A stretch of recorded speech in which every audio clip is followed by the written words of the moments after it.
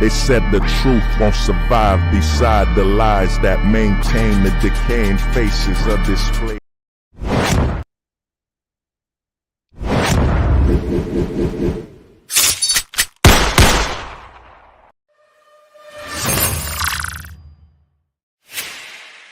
Pill ill, y'all niggas better listen. I'm black pill ill, y'all niggas better listen. I'm black pill ill, y'all niggas better listen. I'm black pill ill, y'all niggas better listen. I'm black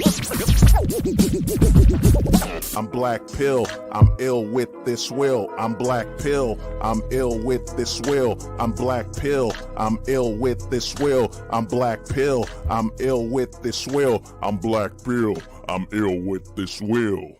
It's so important, guys. So important. By the way, women are the majority of voters in the United States. Oh, hey everybody, what's up, man? Sold the truth hostage where if the truth was so important, we wouldn't negotiate with lies. We would hold the truth hostage. Now, I made a promise that once a month I do a stream focused on male deletion. You know what I'm saying? Male deletion and men taking their lives and just to, I think, get some awareness, man. Get some awareness out there.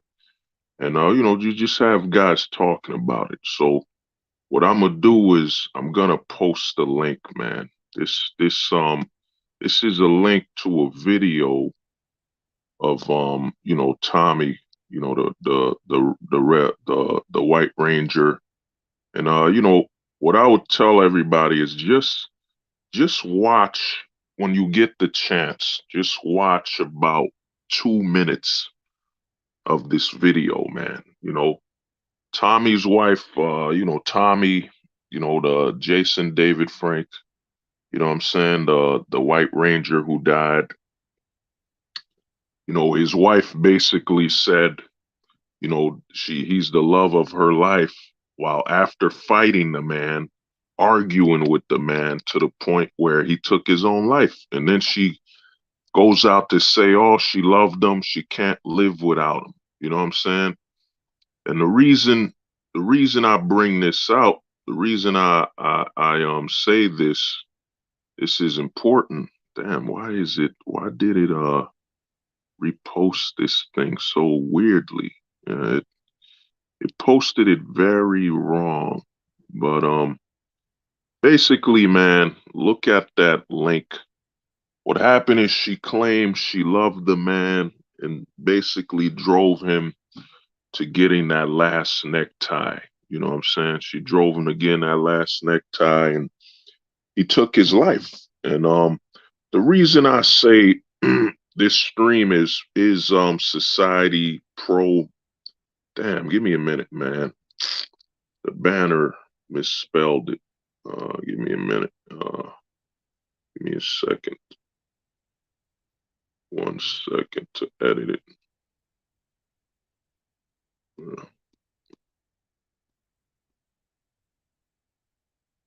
Yeah, there it is. It's fixed. Yeah, the reason I put, it's Society Pro Male, Pro Male, men getting that last necktie, is that the reason I make this stream and I titled it Society Pro Male Self-Deletion is that, look at it. You got to look at what's been normalized. A lot of times, a lot of men talk about self-deletion, and, they usually bring up the usual suspects when it comes to male deletion. I think they bring up war. They bring up post-traumatic stress disorder. They bring up, men taking their lives due to violence, depression, and so on. But what they don't bring up is the fact that we're in a society that has normalized basically antagonistic behavior towards a man. You know what I'm saying? We're in a society where it's perfectly normal. One thing I saw in that video that was troublesome is she said it like any couple, Like any married couple, we argue. You know what I'm saying? We argue and it's normal. You know what I'm saying? It's normal for a man's authority to be disrespected. And what you gotta look at, and this is why on this channel I don't really talk about looks and appearance. You know what I'm saying? I don't really talk about it. When it comes to a black pill perspective, I don't really talk about looks and appearance because I haven't seen where looks and appearance has saved the man from divorce, has saved the man from child support. And look at the case of Tommy the White Ranger, man. That is your definition of a, as guys would say, a Chad, whatever. He was a Chad, from till the end with his appearance. 49 years old, he was in great shape. He took care of himself. But you gotta understand, man, when Chad Tyrone does not give you immunity to the family court or the divorce or the child support system, what does it matter? You know what I'm saying? That's why on this channel I don't really talk about looks and all that stuff because in the long run, what does, do your looks, you got to ask yourself, do your looks guarantee you, you know, better treatment in the family court, better treatment in the legal system? It doesn't. So, when I see a lot of guys focusing on looks, this and that, I look at it as a waste of time. You know what I'm saying? Your looks, it's a waste of time in a country where your your looks do not protect you from your sex. You know what I'm saying? You being a man, your looks won't help you. You know what I'm saying? When it comes to the family court. Now I know about the Jeremy Meeks thing. Jeremy Meeks got out of jail. Yeah, he got out of jail. You know what I'm saying? But why did he go to jail? He went to jail for, I think it was home invasion or something like that. So basically, he went to jail for a non-woman involved crime. There was no woman involved in that crime. So, he got out. He got out. There's another guy that got out for his looks. And a lot of guys look at it and say, well, man, Jeremy Meeks, Jeremy Meeks got out of jail for his looks. What guys don't get is, the court system, that's just that's a sign of just how corrupt the court system is when they could say, you know what? We'll let a guy out because he looked good. You know what I'm saying? So that basically is the court system confessing that, it's not about if you're innocent or guilty. It's about what the court system finds viable. And in Jeremy Meeks' case, what they found viable was his looks. You know what I'm saying? Just like there's a new guy that got out of jail. I think he had two different color toned eyes. One of his eyes was I think blue or whatever. So, he got released out of jail. You know what I'm saying? A lot of people say, oh man, it's, his looks and all that. No, dude, the court, it's really a hard case for corruption that a court system will let you out of jail because they found you attractive. So that means they are not judging men based on the crime they've committed. They committed the crime they committed. No, they're just judging you on, well, I like the way this guy, I like the way he looks, let him out of jail. You know what I'm saying? That's what they're judging you from. But, to get on this stream, to stay on the subject matter, and, this stream won't be too long. Got some things to handle. But the thing is, I think with the way society's set up, with how normalized it has been to basically disrespect men.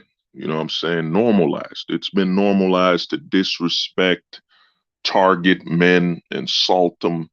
You know what I'm saying? Without I forget the word. My brain's a little melted right now. Yeah, without ramifications. Without ramifications. So what's happened is, if you're in the, I got some homies here. I've looked up the percentage of viewers. I think I got a lot of people from Germany, a lot of people from the UK.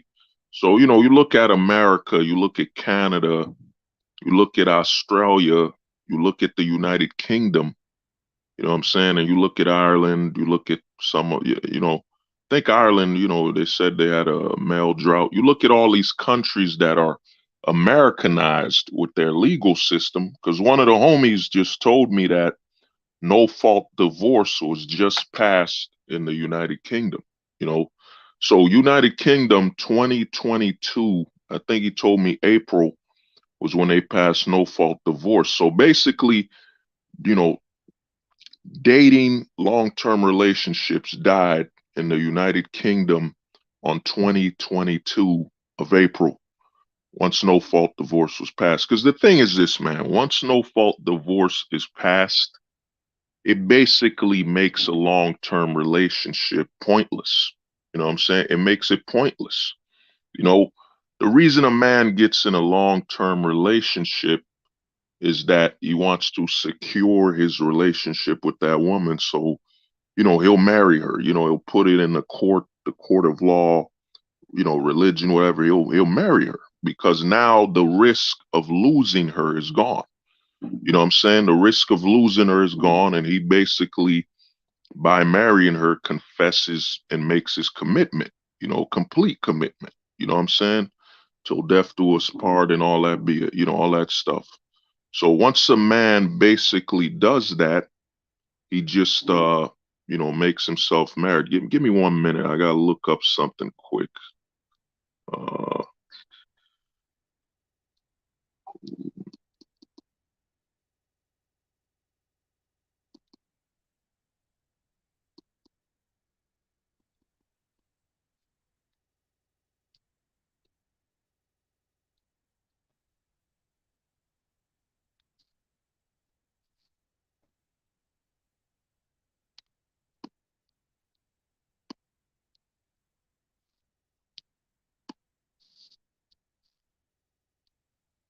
yeah, my bad. So now I wrote this comic, man. It's absolutely free, and you know, it features a very powerful page that hopefully will help you out. You know what I'm saying? Help you when it comes to, you know, avoiding self deletion and avoiding that last necktie. So, you know, when you get a chance, check out this comic book. You know, I wrote it myself, whatever. You know, and there's a strong message against male deletion. But to get back on back on subject is that who is that? Gunner. Oh, Gunner Lip Bomb. I don't know. Oh, what's up, bros? Oh, Gunner, what's good, man? What's good, bro? What's up? Oh yeah, we know that. We know the closet is out here, man. To me, I'll be making a stream on that soon, man. The closet space and the manosphere. You know what I'm saying? Because I think I don't even think no more. There's evidence. There's evidence that, you know, they've always been working on they've been working on for I think over 5 years they've been working on basically not allowing us a male space because you got to look at it, man. When you look at it, you know what I mean? Oh, oh wow. Oh, Gunner, damn. Gunner, man, you went wow. Yeah, well, I mean, there's straight men in the manosphere. It's just that there's a lot of men in the closet. Oh, oh, DMZ. Oh, that nah, man. Well, I was on the stream with MD, man. They questioned me. You know, they questioned me. They said what they had to say, man. You know, I hold no malice. I hold nothing. You know, my record speaks for itself. You know what I'm saying? I've been holding it down, doing nothing but positive since I started my channel. You know what I'm saying? And with the MD thing, I got no problems, man. I got no problems with MD, no problems with Scribe, man. You know, to me, it's all good, man. To me, they wanted to ask some questions. I gave my answers, and you know, I kept it like I always keep it. I'm a man of respect, and I always keep it respectful. So to me, I got no problem with him, man. You know what I'm saying? So, it's not a problem, man. Nah, me and MD and Scribe, we good, man. It's all good. I don't have no problem with the guys. To me, they wanted to ask some questions, they asked them, and it is what it is, man. I'm a person, what I do is I accept things for what they are and move on. You know what I'm saying? I got no problem with them. I've been on there on the stream for a minute. I got no problem with them. No problem with MD. No problem with Scribe. To me, we good, man. To me, that's what they want. You know what I'm saying? I've been saying this in the black pill for a while. You know, they're coming after us and we're target. You know what I'm saying? We're target. And because what they want, and especially with, I'd say, I think in the black pill community, I think the last black pilled guys, when it comes to holding a standard, is I think it's me, MD. I think we're the last ones. Me, MD. You got JP Hives. You got the homie Neo Wolf. After that, I mean, who else is making black pill content? Let's be honest. The black pill.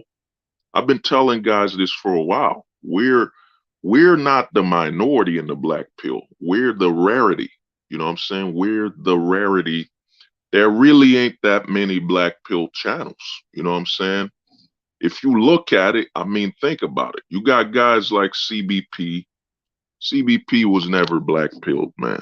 You know, you know what I'm saying? And I want to say something. I want to thank everybody. I want to thank everybody for the support of the music, but also I want to thank everybody for doing something big, man. We accomplished something very, very important. We might have saved some lives. We might have saved some lives. What I noticed is that right after I did that stream on face rating, right after I did that stream on face rating, I noticed that Fiverr took face rating off of Fiverr. So Wheat Waffles can't sell face rating on Fiverr.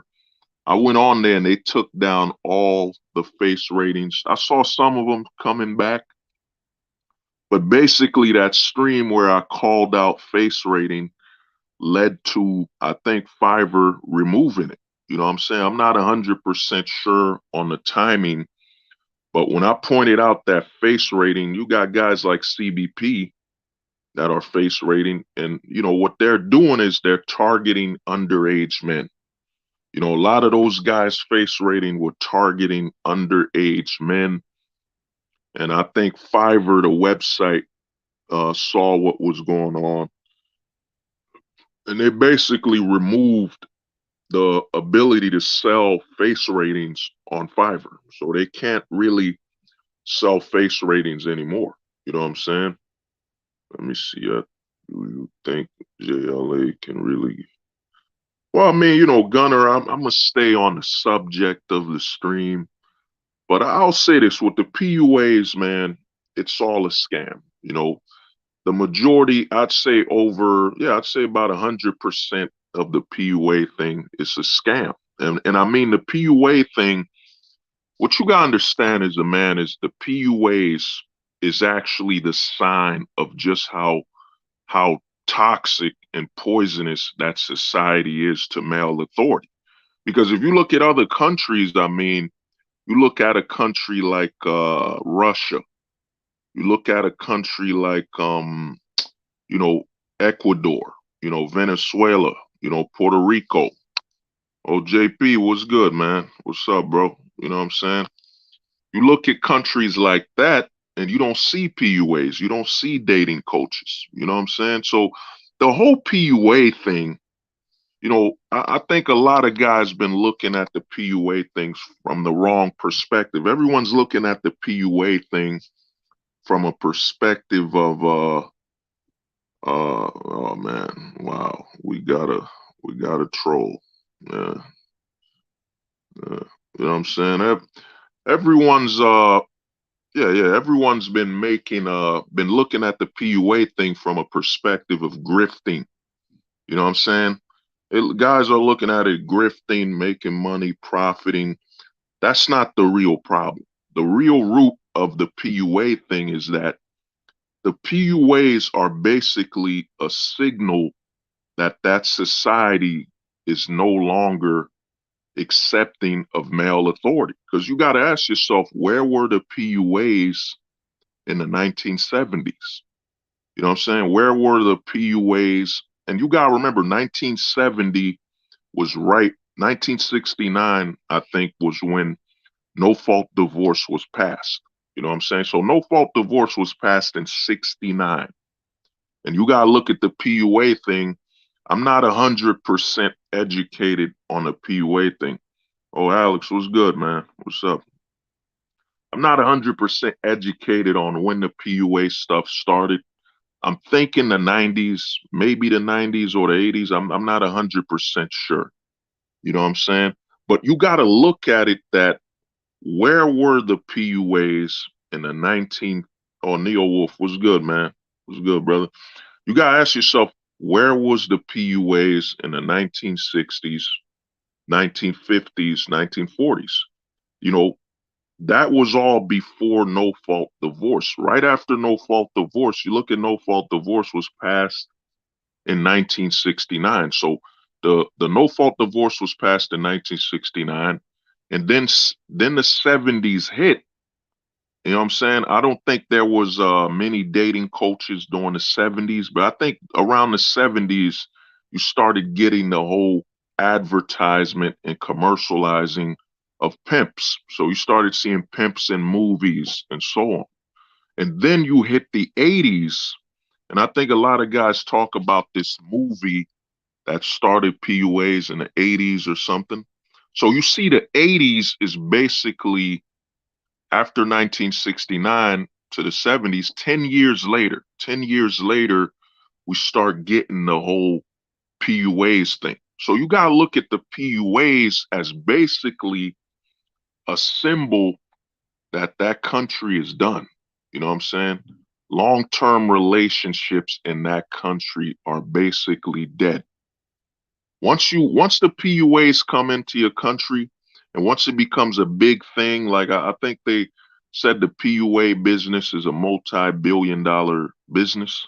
Once you have PUAs in your country, in your culture, that's basically the sign that it's over. It's over, man. That's the sign that your country is done. The men are basically finished because if a man can't walk outside, get himself a woman. You know what I'm saying? He can't just walk to a woman and say, "Hey, how you doing? What's up?" You wanna walk around, you wanna chill or something. If you can't just approach a woman, politely, then your society's broken. Your society is basically for the men. It's done. You know what I mean? I went back to Haiti, man. I was back in Haiti a couple years ago. There ain't no PUAs in Haiti, man. There's no PUAs in Haiti. There's no dating coaches. There's no and the thing about this is I think there's basically marriage I forget what they call them women that basically set up relationships or yeah, arranged dating arrangements where I think they set up dating for high class people. Now, for high class people, it makes sense.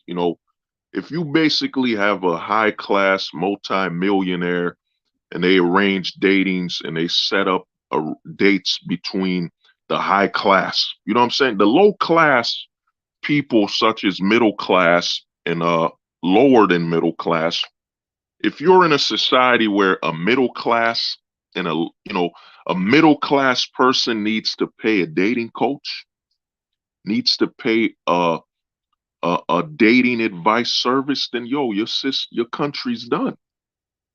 Long-term relationships die. The PUAs basically signal when the death of long-term relationships happen. As soon as the PUAs or as MD would say, the dating roaches, whatever, as soon as the dating roaches start to multiply, that's a sign that long-term dating is dead. You know what I'm saying?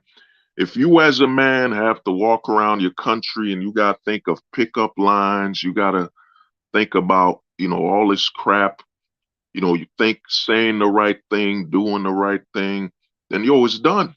Because all that pickup in game, when the PUAs talk about game, you know what I'm saying? Game is basically the sign that and proof that you being a man in your country isn't enough. You know what I'm saying? It isn't enough, man. You know, it's a sign that game basically means you being just a good man no longer means anything. It's worthless. You know what I'm saying?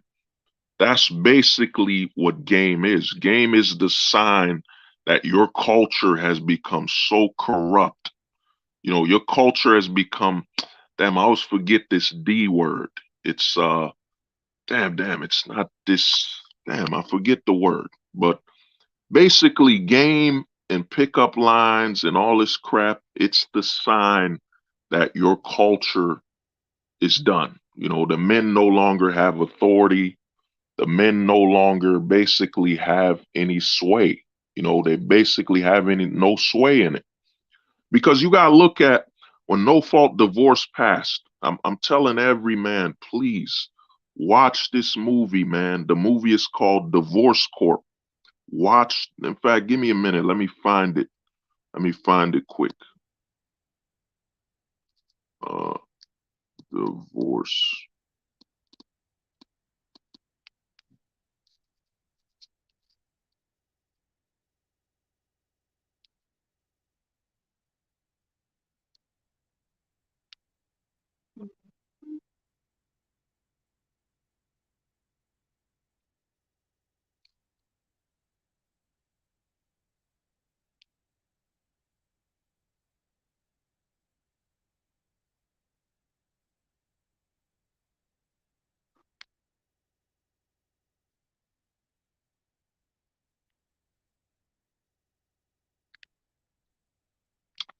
Uh, Fuck. Yeah. Mm,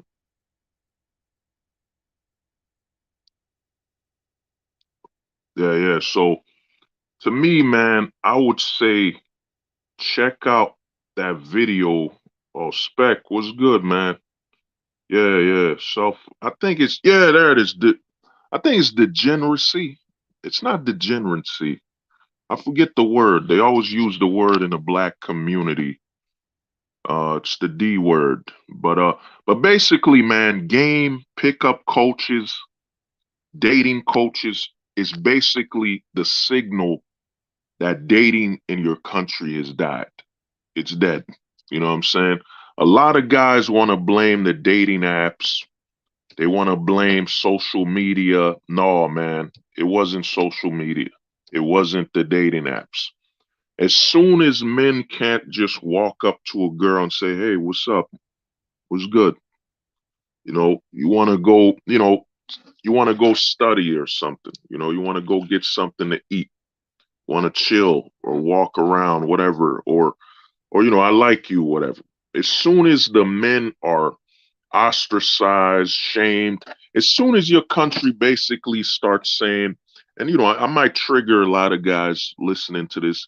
As soon as women in your country say, "Oh, he was intimidated by me," he was intimidated by me, that's the sign that it's done. It's over.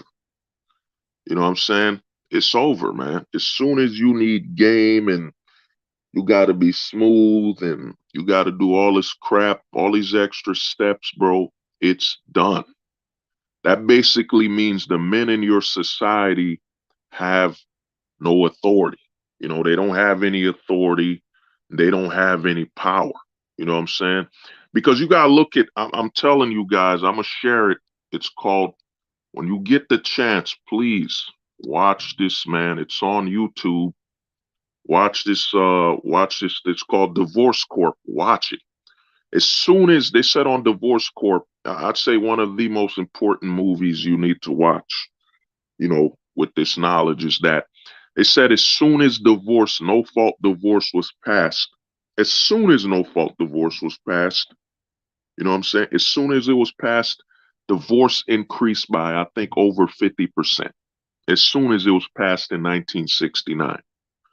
So you got to understand, man, a lot of guys don't get it, you know, and I think this is why men here are, a lot of men are deleting themselves and getting that last necktie, is that they don't understand that you're in a society where to be a man basically means you have no authority on a personal level. You know what I'm saying? Relationships with the opposite sex and all that, you have no authority, you know, because you got to look at before no fault divorce, there were a lot of arranged marriages. There was a lot of arranged marriages in America, a lot of arranged relationships. And I know what some guys will say because, you know, a lot of guys have been feminized, you know, a lot of feminized guys will say, well, you know, the arranged marriages and arranged relationships were bad because maybe she didn't love that man. Maybe she didn't love him. You know what I'm saying? Because a lot of guys have been feminized. They don't look at the priority. You know what I'm saying? Love, you got to understand, love doesn't pay the bills. Love can't put shelter over your house. Love can't protect you. Love is not a necessity. You know what I'm saying? Now imagine, put yourself, man, for a second. Just think, put yourself in let's say it's 1950. You're a father. You know what I'm saying? Oh, Arabian, what's good, man? What's good, bro? You know what I'm saying? Put yourself in the 1950s. You're a father. Now, you're a father. I'm a father. You know, I got a daughter. You got a son. You know what I'm saying? You notice that my son, oh, yeah, there, love is fleeting emotion. Yeah. Well, love isn't just fleeting. Love is an accessory to a relationship. Let me repeat that, man. Love is an accessory. It's not a necessity. It's an accessory. We live, how you can tell we're in a consumeristic society is that everything that is accessory is deemed a priority. You know what I'm saying? Or you got to prioritize love and all that emotional crap. And you got to, a lot of men don't get it. Think about the stress. Think about the stress a man and a woman put on each other, that they got to greet each other with love. They got to keep this high level of emotional and lustful attachment to each other. They got to keep it. They got to keep it at 100 miles an hour every day, every time they meet each other. It's bullshit, man. You know what I'm saying? The thing is this, man, we've all lusted after a woman. You'll lust after her, and eventually you talk to her, y'all do what y'all gotta do, and the lust eventually decreases, because now you're in a routine. You know what I'm saying? It's now normal for you to be around her. You know what I'm saying? A lot of people don't want to bring up that lust. A lot of lust also is built on the fact that you're not sure you'll be able to keep that person or interact with them on a steady pace. Like, you ever notice when you were in high school, man, you had a crush on some chick and you were crushing on her hard. You know what I'm saying? Like, you know what I mean? You see her, you're like, wow, man, you were crushing on her. But as soon as you get to know her, you get closer to her, y'all do what y'all did. You know what I'm saying? It's that crush level's gone because a lot of lust is also based on, anticipation and not having access to that person. So the lust eventually subsides, man. It decreases because you're like, because as men, man, I remember I was talking to some chick. I was talking to her. Shockingly enough, I was talking to some chick. I think it was Staples. I was talking to some chick and she's like, you know what, I got love a man and all that. You know what I'm saying? Bro, I can't take, huh? Oh, monster. What happened? I mean, you gotta, you have guys basically, because I remember I was at Staples talking to this chick and she told me, well, what is a relationship? She said, isn't a relationship built on love? I told her, no, a relationship is between a man and a woman is built on routine. You know what I'm saying? Routine, bro. You know, It ain't respect. A man likes to know what's gonna happen. You know what I'm saying? And trust is built on routine. Like you'll get with a chick, you'll talk to her, and eventually y'all build trust. And what trust is basically a routine. Now you know where y'all both stand. You could start planning for events. You could start planning what to do with each other. You can start predicting. Because the thing is this, bro, we're men, man. A man isn't about being random, you know, random and just super surprising. No, we're about planning. You know what I'm saying? We're about planning because we know a surprise is supposed to be something controlled. You know what I'm saying? Something controlled. And you know what I'm saying? If you know the amount you're paying for rent, you understand your relationship with your woman, then you can surprise her because you don't have to worry about anything. You know what I'm saying? That's why a relationship is really the whole goal of a relationship is about obtaining a routine. But we're in a society where routine is seen as all. And you got to look at the system we're in. And how you could tell it's anti male authority is that everything that's you would bring into a relationship as a man that's good is seen as negative. You know what I'm saying? A lot of times the media is openly attacking and assaulting men's ideal of bringing, like the homie scribe, like the homie spec said, order and structure is masculine, the emotion of love is feminine. Yeah, yeah. So the media, you gotta understand, and a lot of guys here in the manosphere like to talk about, the bad boy. You know what I'm saying? The bad boy, you want to be Chad, the bad boy. A lot of guys don't understand that the media created the bad boy. You know what I'm saying? The media created the bad boy, monster. Yeah, well, monster dude, you gotta find some time to de-stress, man. De-stress yourself, bro. Go to like the park or somewhere where you could breathe. A lot of guys are working hard, and the problem with working hard is like you're walking on concrete every day. So what you got to do when you get the chance is, just go to the park, man. Go to the park. Go to like some big park where you could just sit down, surrounded by the trees and stuff like that, and just relax, so your head can clear up.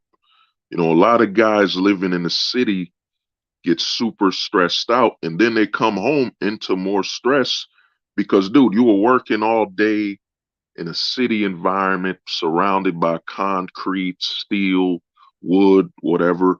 Then you come home, and for you to de-stressify, to de-stress your body, you enter concrete and wood again. You know, I would say if you get a chance, if you're coming off of work, before you get home, if you got the time, dude, just drive to the park. Drive to the park and just chill out. Chill out in the park for like I'd say about an hour. If you can get an hour at the park, just sitting on a bench at the park, you know what I'm saying, surrounded by grass, trees, you'll have a mental detox. It's a way to mentally detox yourself from the grind of the city, man. You know what I'm saying? There's a reason why the parks are very relaxing. When you get off of work, if you get the chance, go to the park. Just go to the park, de-stressify, man. Have like a mental detox. You know what I'm saying? Because the problem with our routines is, I came from working in a damn you know a building. I came from working in a building where I'm locked up in a building. I don't see no sunlight. I don't see no trees or nothing. I'm working in the office. Then I drive straight out the office back home to be in the house where there's no trees, no sunlight. And then I wonder why I'm stressed out. You know what I'm saying? So I would say for a lot of guys, man, when you get off of work, if you have the time, drive into the park. Drive into the park and chill. If you can't make it to the park, You live in a house with like a backyard or something, get out, get into the, before you go in the house, go in the backyard and just sit down and chill. Chill out in the backyard for a minute. You know what I'm saying? Just chill out on the lawn just to detox your mind. You know what I'm saying? But to get back to it is that a lot of guys don't understand that the bad boy is actually was created by the media and propaganda. You know what I'm saying? I don't remember when, but they started pushing a narrative that, living in a house, you know what I'm saying? Living in a house, living in a neighborhood where everybody has the same house, same car is wrong. It's boring.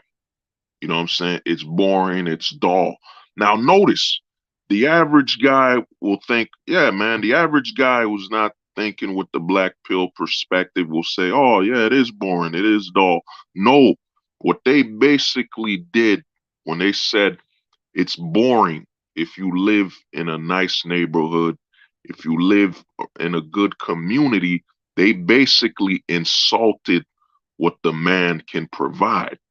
So you're telling me a man providing his family a safe location to raise their children, to have a family is boring and it's wrong. You know what I'm saying? That's when the propaganda inserts itself. The thing about the whole bad boys thing, it's supposed to be basically not even, it's supposed to be like a rare occurrence. When it's natural, it's rare. It's rare to not the majority. But we live in a society that basically, and I think it's been since the 50s or something, they've been pushing the narrative that anything a man provides that's stable, that's organized, such as the homie Spec said, that's organized and has structure, is wrong. So that society's breaking down the routine and stability the man brings. You know, that's why I tell a lot of guys, dude, the PUAs, the dating, as soon as the PUAs happen, and some guys are more well read than me, some guys are more research. If you got the chance, if you could just post the year the PUA thing happened, you know what I'm saying? I think it was the 80s, because I remember I was on a stream where they talked about they didn't call him a PUA. I think it was a movie called The Pickup Artist or something. You know what I'm saying? I don't remember, but as soon as you gotta understand, as soon as the system started pushing, you need to be a pickup artist and all that, that basically meant, and the system acknowledged that, yeah, men are done. It's over. The order men had is over. Because let me get back to what I was saying is that in the 1950s, there were still arranged relationships. So let's say you have a daughter, I have a daughter, you have a son. You know what I'm saying? What would happen is the fathers would basically talk to each other, interview one another, and then they would set up their children. They would set up their children to get into a relationship, get married, or whatever. Now, the man and the woman might have not been in love. They might have not been in love. They might have not been in love. They might have not had none of that emotional stuff. But what they had was stability. So a lot of times the fathers would be, yeah, he's got a good job. He's a good man. He works hard. He's positive. I want you to marry him. You know what I'm saying? So the daughter would marry this man. They'd be together. And then they would have what they both can love is their children. You know what I'm saying? How you can tell we live in a very destructive society is that the system we're in is telling men you have to love your wife. You got to love the woman you're with. That love has to be the main course. It has to be the main course in your relationship, when in reality, that doesn't matter. You're supposed to love your children. You know what I'm saying? And you got to notice, this is why I say we're actually in a pro male deletion society, or a pro male men getting the last necktie, is that all they advertise is that the man and the woman have to be in love. And you got to ask yourself, how come they're so focused on having love and emotional requirements between the mother and the father? You know what I'm saying? The reason for that is they want your relationship to be strictly built on your emotional connection. So when you sacrifice that marriage, when the man and the woman in that relationship, the children don't matter. You know what I'm saying? The children don't matter because that whole relationship is built on the man and the woman being in love and all that garbage versus the man and the woman are together to experience the woman will experience being a mother, a wife. The man will experience being a husband and a father. You know what I'm saying? That's what these relationships are supposed to be built on. It's supposed to be a life experience, man. It's not about this love and Hollywood crap. It's not supposed to be about that. You know what I mean? Because a lot of guys in the manosphere, and like I said, the black pill, there aren't that many black pillars, man. There aren't that many. I've been saying this for over a year. You know, if you're a man and you're bringing up, well, you gotta love her, you gotta have emotional attachment and to care and all this stuff, then dude, that ain't black pilled, man. You're over emotional. You're in your feelings. You know what I'm saying? And in all honesty, your feelings are a sign of weakness. You know what I mean? That you require feelings. At the end of the day, and this is a big lie in the manosphere, is I'd say over 99% of men in the manosphere, commit this lie where they bring up, oh, you got to love her and all this stuff, when the first thing out of the majority of men's mouths in this space is her appearance. Every man here will say, well, she's got to be an 8, a 9, a 10. She's got to be a 7. She's got to be, let's say the majority of men are saying she's got to be a 7 to about a 8. You know what I mean? Where did you mention love, man? There's a lot of guys here in the manosphere that, want to bring up love as though they want to shame another man. You can't just get with this woman if you don't love her. Dude, a man doesn't really need love, man. That emotional crap, they've trained us. A man needs stability. You know what I'm saying? You want to look at a woman and say, I'm attracted to her. I'm attracted to her, and she's mentally stable, and we could build something. We could start a family. We can have something. You know what I'm saying? That's your natural instinct as a man. You know what I mean? You don't, we're trained. A lot of times the media likes to bring up, well, racism, you're not born racist. Yeah, true. And also, you're not born to love. How you like that? You're trained, you're taught to love. You know what I'm saying? You're taught. You know what I mean? All this lovey-dovey crap, you've been trained, man. You've been taught to love. You've actually been taught to bring a weakness into your relationship. You know what I mean? I'll be real with you, man. And I'd say the majority, anybody watching, they'd be lying. They'd be lying if they say, you know what I mean? I'll give you an example. I'll give you a solid example right here, to basically, prove that love doesn't matter to you. Here's an example. Here's a chick. You're with a woman. Let's say she looks attractive enough. She's attractive enough to you. She's stable. Her mind isn't fucked up. You know what I mean? She respects you. She treats you like you're the man in the relationship. She doesn't challenge your authority and just respects you. And you come home to that. You come home to respect.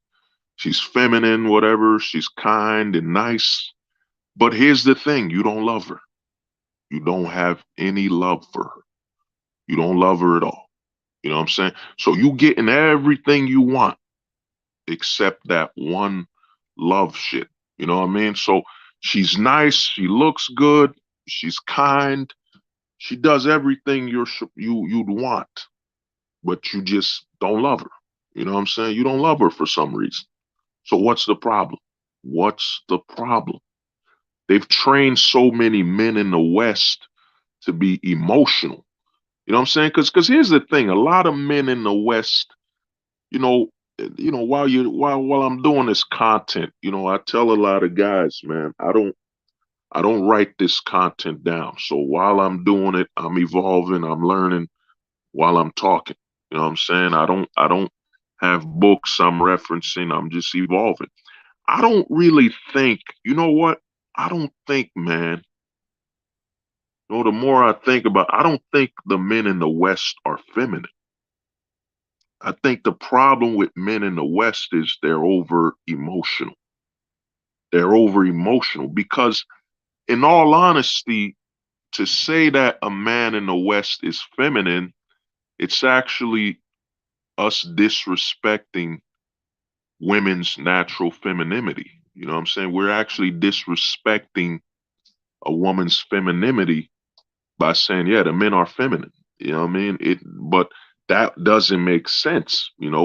That's how fucked up the West is. It has us saying things that don't make sense. The men in the West are just over emotional. They're too emotional. That's the problem. You know what I mean? It isn't feminine because if the men were feminine, that would basically remove them from the scale of manhood. You know what I'm saying? Because when a man's too feminine, odds are he's either in the closet or he's heading towards the closet. You know what I mean? Because a feminine guy would be very, very submissive, very docile, and female orientated. A man basically trying to replicate a female behavior pattern. And that would mean that man is no longer a part of, the straight male prerogative. He's not in that sector anymore. It's more heading towards the closet sphere, the closet space. He's heading towards the closet space.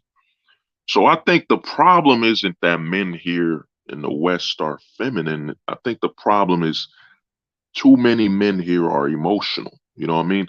Look at the better help, and this is why I say we're in a very pro, domestically, we're in a very pro, last necktie society. You know what I mean? Deletion, self deletion, whatever. Society is that what they do here in the West in America is they load men with a lot of emotion, too much emotion. And they make that man unable to digest logic. You know what I'm saying? It makes a man sensitive to logic. That's why we get guys in this space telling me, well, if I don't love her, I can't be with her.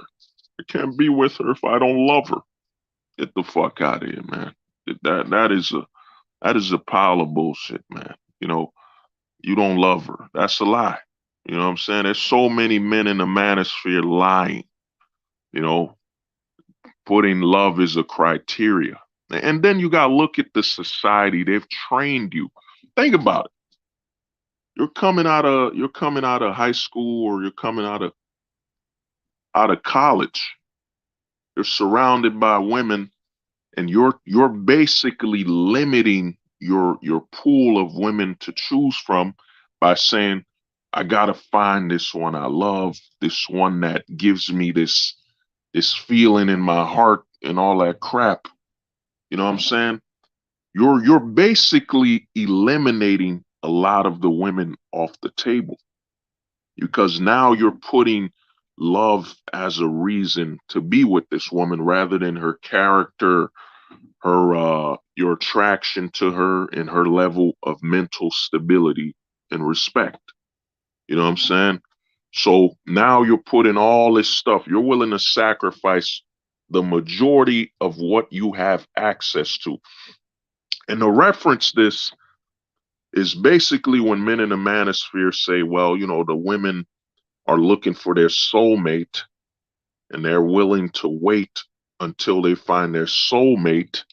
And that basically limits and decreases the pool of men they would actually get access to, because they're looking for something that is extremely rare. It's extremely rare for you to find someone who could just, at a snap of a finger, click, no questions, automatic click. That's a very rare occurrence.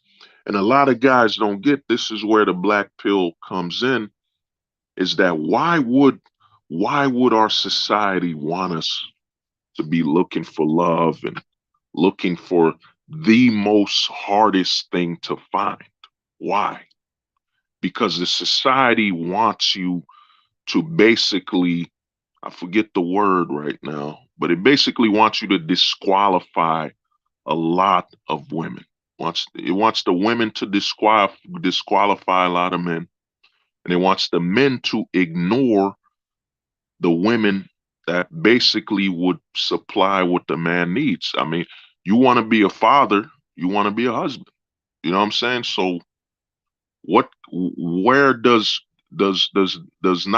loving somebody, does it mean that if you can't love this person, you can't be a father and a husband? You know what I'm saying? They train a lot of men in the West to basically pursue love. They train a lot of men to be so emotional that they basically disqualify the majority of women around them. You know what I'm saying? The majority of women around them get disqualified because the man's ignoring the logical aspect of what he's looking for. He wants to be a father, he wants to be a husband. You know what I'm saying? That's really what the man wants. And that can all be accomplished without love, because love is not a necessity. Love is an accessory to a relationship. It's an accessory. It's not a necessity. You know what I'm saying? So they've trained a lot of men like that. And what this does is it creates something with the women where they're going to be with a lot more men. There will be a lot more promiscuity. Damn, promiscuity. Promiscuity. Yeah, there, promiscuity. I don't know if I'm saying the word right. You'll see a lot of that because they've trained her. Well, if you don't click, if you don't love, here's the thing, man. We didn't get this far in this society. We didn't get this far in America, by having men and women only being together based on love. The majority of men and women together were in a loveless relationship. The majority only loved their children. You know what I'm saying? And there was different levels of love. Father's perspective on loving his children is different. That's his property. You know what I'm saying? That's his legacy. The mother, on the other hand, it's emotional. It's an emotional connection. That baby was inside her womb. That life developed inside of her. That life literally changed her. So her connection to her child is very, very, it's emotional. It's physical. A mother and her children, it's like an outer body, inner body experience for them, because, dude, that kid literally grew inside that woman, and then she pushed it out. The father, on the other hand, yeah, he loves his children, whatever, but it isn't like he experienced, his connection to them will never be as strong as the mother. But we live in the West where they put a competition between the mother and the father, because they're pushing this negative agenda that men and women are equal, which is a scam. And they put that on everything. The man and the woman can love the child as equally. No such thing, man. No, you know what I'm saying? No one will ever love a child like their mother. They're not their father, not even their father. Your father can, he'll love you. You know what I'm saying? But at the same time, the way you designed as a man, your father isn't loving you from a permanent attachment perspective, because your father wasn't involved in you coming out of this world. You know what I'm saying? Or you growing or whatever, you developing. Your father basically is an exterior parental figure. You know what I'm saying? Your father's an exterior parental figure, and your mother is an interior parental figure because, the child literally grew inside that woman. You know what I'm saying? Then she pushed the child out, you know.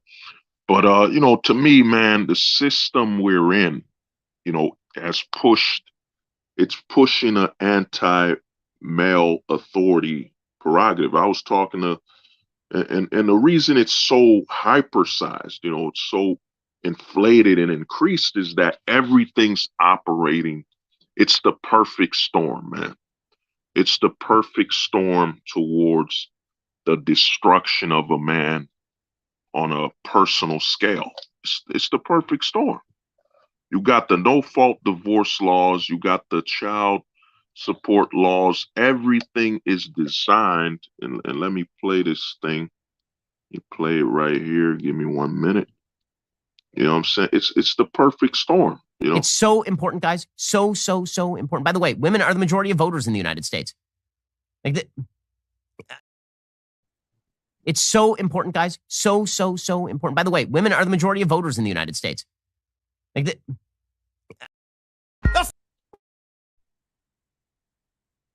That's facts. That's facts.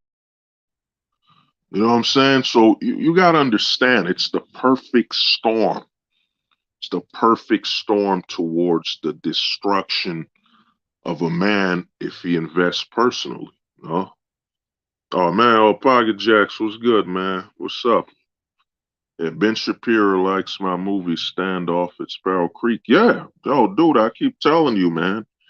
You need to make that documentary, man. You know the documentary I'm talking about. That CG documentary. It's time you clip This Week in CG and, man, turn it to a document, man. Come on, man. It's time, bro. Do it. It's needed, man. You know what I mean? It will be the greatest documentary in the pop culture sector, comic-wise, But yeah, Ben Shapiro tells you, man, and this man right here, man, if you don't know, this man's a legend. This man represented himself. He represented himself in the family in a divorce, and he won. He won. This man right here is a rare example, man. Rare example in the West. He represented himself during a divorce court, and he won. He won, man. He won. He won, man. And I always talk to him about that and tell him that's super rare, man. That's super rare. He walked into the court by himself, represented himself, and he walked out the divorce court and won. He won. You know what I'm saying? He won, man. And to me, man, I keep telling him, man, this is unprecedented, man. The guy, the homie's name is, Preston. He represented himself during a divorce. No lawyer, man, no lawyer, and he won. He won, man. It's when I talk to him about that, he looks at me like it's normal. I tell him this is not normal that a man goes into the divorce court and by himself and walks out a winner. But the thing I'm saying is this, man, the West, there's gonna be an uptake. There's an uptake. And I would tell guys this, man, if you like any celebrities, man, because they've trained us that we shouldn't have idols, man. I idolized Tommy, the Power Ranger. I idolized him. That was my guy, man. You know what I'm saying? Jason's my favorite the Red Ranger's my favorite, but I idolize. It's okay for you to idolize people, man. Now you shouldn't get a cult level of obsession with them. You know what I'm saying? You shouldn't be kissing the floor they walk on. But I would say this, man, to all my guys that your idols are from the 90s or 80s. We have Instagram now. We have TikTok, man. There's even a website called Cameo I would tell you, man, contact these celebrities. You know, if you love them from the 80s and 90s, 70s, you better contact them, man. You better contact them, let them know how much you like them and respect them and you know how much they mean to you because man, I think a lot more celebrities from the 90s are going to be offing themselves. They're going to be deleting themselves because I'd say a lot of the guys, especially Tommy the White, I think Tommy the Red Ranger, he was either, yeah, he was Gen X. I think he was either, yeah, I think he was Gen X. I'm gonna say this, man. I'm giving you guys a warning. If any celebrities you like, if they're Gen X or Boomer, the Boomers, Gen Xers, man, and Millennials, you better get in contact with them because, man, their expiration date is coming. A lot, yeah, actually, that's a better word, expire. A lot of these celebrities you grew up on, they will expire, man. They're gonna, they're gonna delete themselves, man, because they're more emotional than logical. You know what I'm saying? You gotta look at an actor. An actor has to pretend, tap into emotions to be some type of character. And I'm just giving you all a warning, man. A lot of your favorite celebrities are going to. Oh yeah, yeah. Oh, of course. Dude, I knew lasagna was in the closet, man. I knew that. When lasagna told Guy Bro to turn around, he told Guy Bro twirl around so he could see him. I knew that. I knew lasagna was in the closet, you know. But I'm gonna tell you guys, man. Any celebrity you like, dude, contact them. You know, you might go to Cameo site. You can actually on Cameo, you can pay a celebrity to do a message for you, and you could talk to them. Like I plan to talk to one of them. I think they charge you like the celebrities like $3. I think it's $3 a minute. Some of them, but dude, contact them because man, you know it still hurts, man. Just the thought of Tommy, the former White Ranger, hurts, man. Because the reason I say the celebrities are like when Kobe Bryant died. You know, when Kobe Bryant died, he retired from the NBA. You know, he retired. I think he was 4 years removed from retirement. You know what I'm saying? Athletes, athletes, we get connected. Kobe's death hurt, man. You know, but when it's an actor you admired and you respected, man, it's gonna hurt a lot more because unlike the athlete and the real person, the actor lives in your mind, lives in your imagination. You know what I'm saying? When you watch a TV series, that's not an athlete. That's an actor playing a role. And the thing about actors is you continuously come back to them. So, when an actor you enjoyed passes away, it's gonna hurt you a lot more because that person exists within your mind. You know, they have a space within your mind, you know.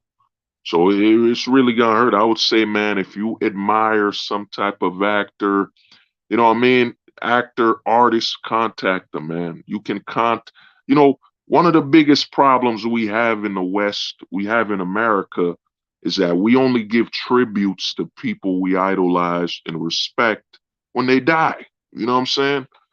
You'll have the biggest fan of a celebrity, an actor, and they'll wait till that person dies to give tribute. You know what I'm saying? Show them some love and respect, whatever. So we got to stop that, man. Especially after Conan 19, we got to stop that. You got to contact them ASAP. But to get back on male self-deletion, a lot more men will be deleting themselves, man. It's going to increase. It's going to uptake because what's going on is that men now live in a trap. You live in a trap when it comes to your personal life. America is a great country, man. One of the greatest countries for business opportunity, money making, everything.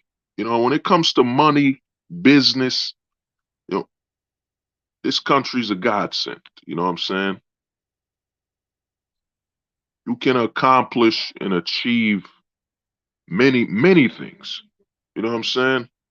You can accomplish and achieve many things here. But the problem with men in America now is that you can't achieve and obtain a family. You know what I'm saying? The family is a trap. And then what you look at advertisement wise is they keep telling men you need to be traditional. You need to, you know what I'm saying? You need to be masculine. You need to be all this stuff, you know what I'm saying? Which is a trap, you know? They still want men to play the traditional role, but not really the traditional role. I'm gonna give you an example of why this male traditional role crap is a scam. Because one thing you notice about the push when they say men should be traditional and all that is they never mention protect. We're in the age of where men can only provide. You can't protect. You can't protect your children anymore, man. You can't protect your assets that are your genetics. You know what I'm saying? So everything now, yeah, everything now is advertised from a perspective of providing. You know what I'm saying? Men used to protect and provide their family. You know what I'm saying? It was P and P, protect and provide. Now all a man can do for his family with the way the legal system is structured is provide. You can't protect anymore. That's why a lot of women now are just saying, I need a provider. I need my man to provide. Because, you know, one thing I give women, they adapt. They adapt to the system because they've always had to adapt to the laws of man. You know what I'm saying? To the laws of man. So what you have now is a lot of women basically saying we need a man to provide. You know what I'm saying? Because women understand that that's all this man can do. All a man can do is provide in his relationship. He can't protect it. You're not in a legal system where you can. I mean, I used to, Mike, what's good, man? What's good, bro? What's up? You know what I mean? So all a man can do is provide. You know, you can't protect, and a lot of the women they know this because in the before no fault divorce, men could protect the sanity of the woman they were with. They could protect the sanity. Now you can't. You know what I'm saying? You live in a legal system where as soon as you marry that woman, you've basically given up the ability to protect her. You know, given up the ability to protect her from the media, protect her from the propaganda. You know what I'm saying? Protect her from the propaganda. Before no fault divorce and you know, the corrupt child support system, that man could protect his woman's sanity. Now in the West, you can't protect the woman's sanity. You know what I'm saying? She gets married to you, and now she knows she has an extreme advantage in the legal system. Extreme advantage. You know what I'm saying? Uh, this Yo, Preston, man, you wilding out, man. You getting wild, man. You getting wild, dude. Well, yeah. So to me, you can't protect her anymore. You know. So what happens is, and this is why I say a lot of men. I said it on the previous stream. A lot of men are choosing to delete themselves or get that last necktie because they want to die a married man. You know what I'm saying? How do you die a married man? It used to be you die a married man because you lived long enough in a marriage and then you died. But now the way a man can take the title of a husband to his grave is by dying before the divorce.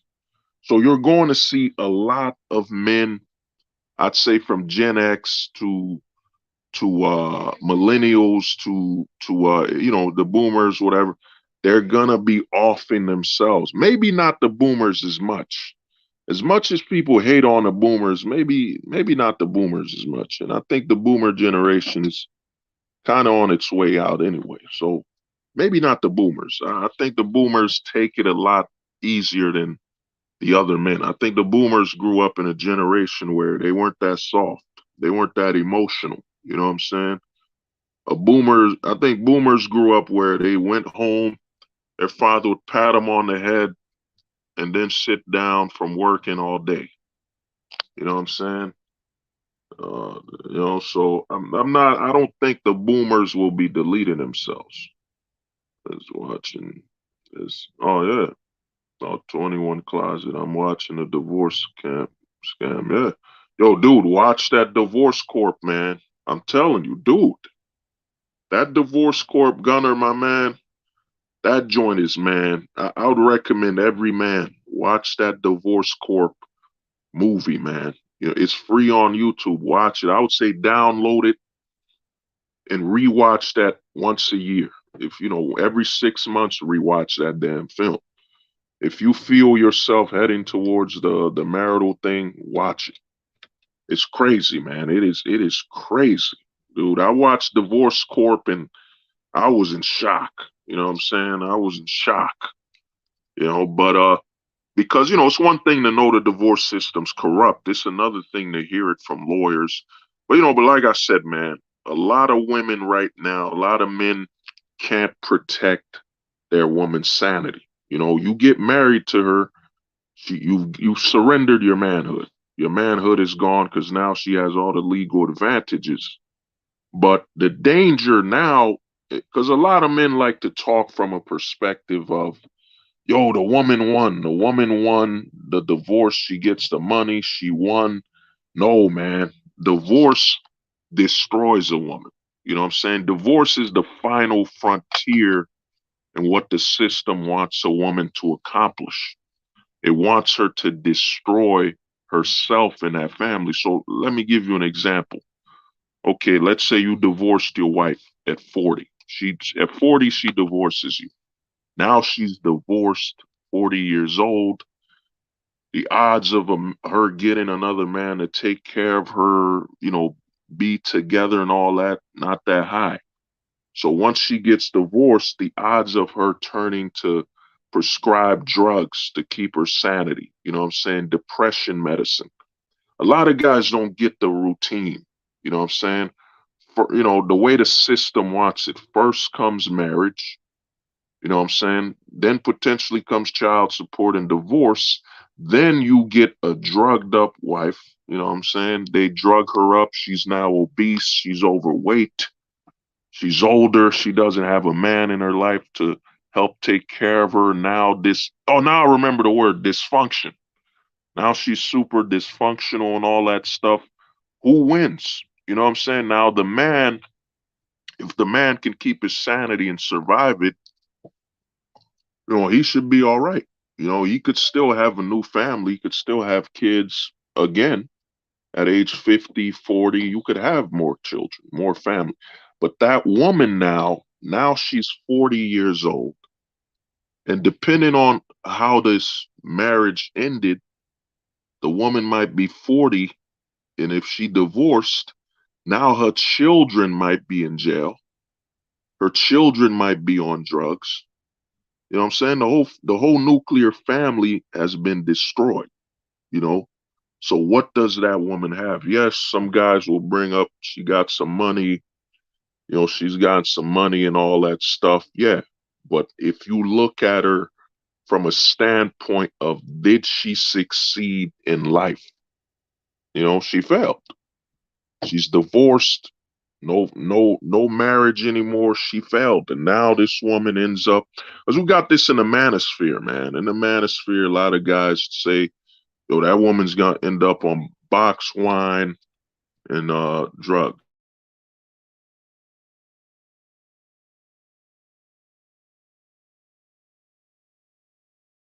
I mean, I'll be right back.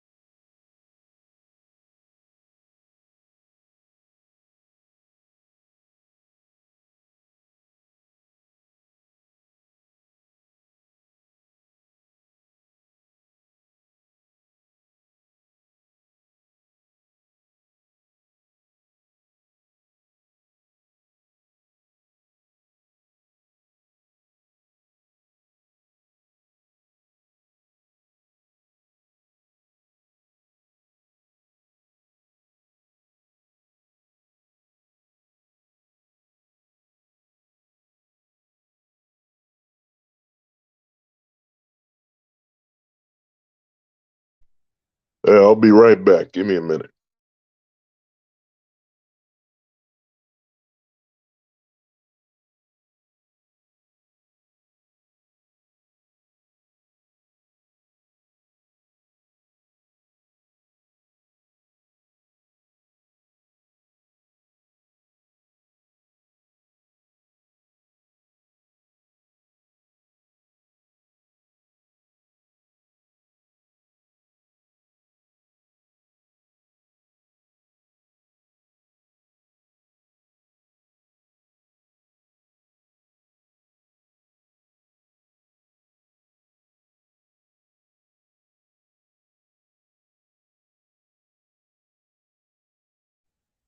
Yeah. Like I said, man, the thing is this: a lot of people in the manosphere online look at it as a positive.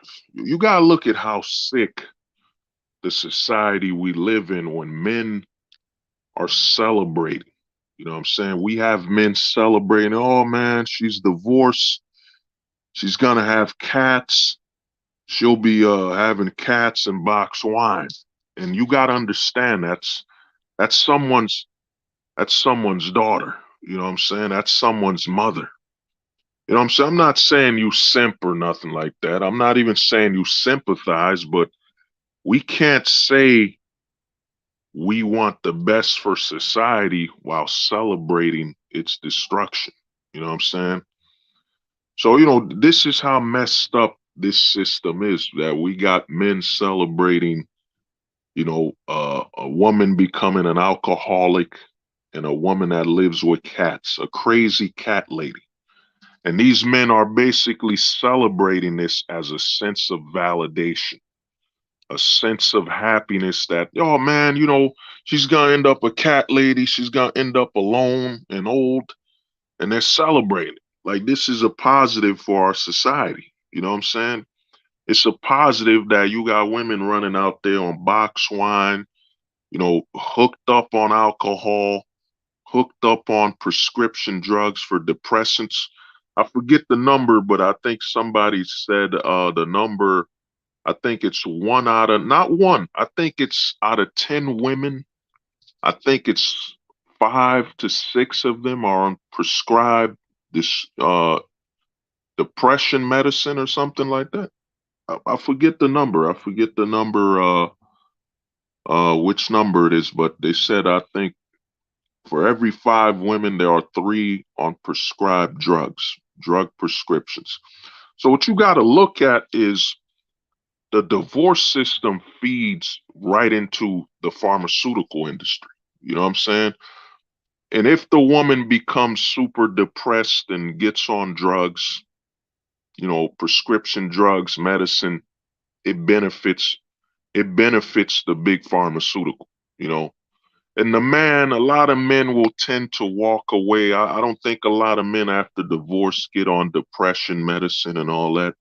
We tend to either bottle it in or just say fuck it and move on with our lives. You know what I'm saying? So to me, what's happened with the system is that, man, a man can't protect. And a lot of guys, when they hear me say you can't protect, oh, you can't fight for your woman and your family. No, it's not that. A man's authority was like a shield. It was like a wall. It was to protect that woman. When she would walk in the house and think about, yeah, I don't want to let my man, she would say she doesn't want to let her man down. You know what I'm saying? She don't want to let her family down and her man. So this woman would stay healthy. This woman would eat less. A sign that a woman doesn't respect the man or the relationship they're in is her weight. If a woman's in a relationship with a man and she gains a lot of weight, she becomes less healthy, she becomes more overweight, it's a sign that she doesn't respect this relationship. And in fact, it's a sign that that man has no authority. Because if that woman respected that man and he had any authority in that relationship, she'd be healthy. She'd want to present to that man her best, you know what I'm saying, her best physical representation, her healthiest, you know what I'm saying, her most attractive weight would be for that man. She'd be going to the gym, but she want to look good for her husband. You know what I'm saying? Not because, well, you know, she want to fit some type of popular clothing brand, you know, that's promoting you know, sexuality and all that crap. You know, it would be she wants to be healthy for her children and her husband. You know what I'm saying? We know men in the West no longer have that ability. You know, this is why I say hookup cultures, you know, it's the end of the line. This is why hookup culture will be the only option. And you know, like tell a lot of guys, man, you know, another thing I keep telling people is, man, this is why, oh man, whatever happened? You know what I'm saying? I can't find it. Give me a second. Where are you? Give me a second. You know, you know what I'm saying?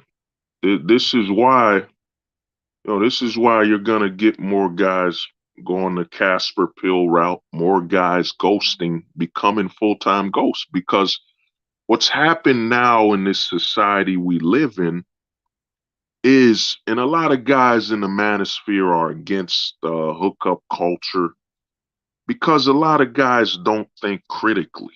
You know what I'm saying? A lot of guys don't have critical thinking skills and they can't really, I forget the way the wording, I forget the wording on how they call this thinking. A lot of men don't think. Now, in the system we're in, for you to access a woman at her best weight, her healthiest, is during hookup culture. You know what I'm saying? The only time you can access a woman when she's in shape, taking care of her body now, is during hookup culture. You know what I'm saying? Because the way the system is set up, a woman actually has been trained and taught that if she's in shape or gives her best self to her man, she's a slave. You know what I'm saying? She's a slave. She's under that man's oppression. You know what I mean? They put all this negative spin on a woman being loyal and respectful to her man. So they put all this negative spin on it. So the woman has been trained that she should only be healthy, in shape for hookup culture, for her job, and stuff like that. So for a man to access a woman at her best shape and when she's healthy is doing hookup culture. So hookup culture has become now a stable for men to access a woman when she's at her best, when she's at her physical best, man. You know, so what's gonna happen is with the culture we're in and the laws and everything going on is that everything has gone upside down, man. We no longer are in a society where normal is here anymore. You know, a lot of men used to get with a woman, you know, when she's younger to, you know, he would establish a family, make sure she's healthy, protect their family, make sure they're all healthy and secure. But now, for a man, uh, oh nah, yo, Armin, nah, yo, don't do that. Don't contemplate being a single father, bro. Because what you're doing now is you think you could do it. Unless the only time a man could be a single father now is, I forget what's the word for a man when he's a widow. You know, is the word widow only for the fee for the woman? Like what do they call a man if his wife passed away? What do they call it? You know what I'm saying? That's a word I never learned. Well, what do they call a man if his wife passed away? I understand they call a woman a widow. So what do they call a man if his wife passes away or if his girlfriend or whatever? Well, what do they call it when a man's wife dies? I forget. Well, what is the word? Is anybody know? Is it widow? Ain't widow only for women, whatever? But yeah, nah, you can't become a single father, man. You know, Armand, Allen, I would say, bro, look into overseas. Because the problem of trying to be a single father is that you can't In the West, it's no longer safe for that. You can't arrange that.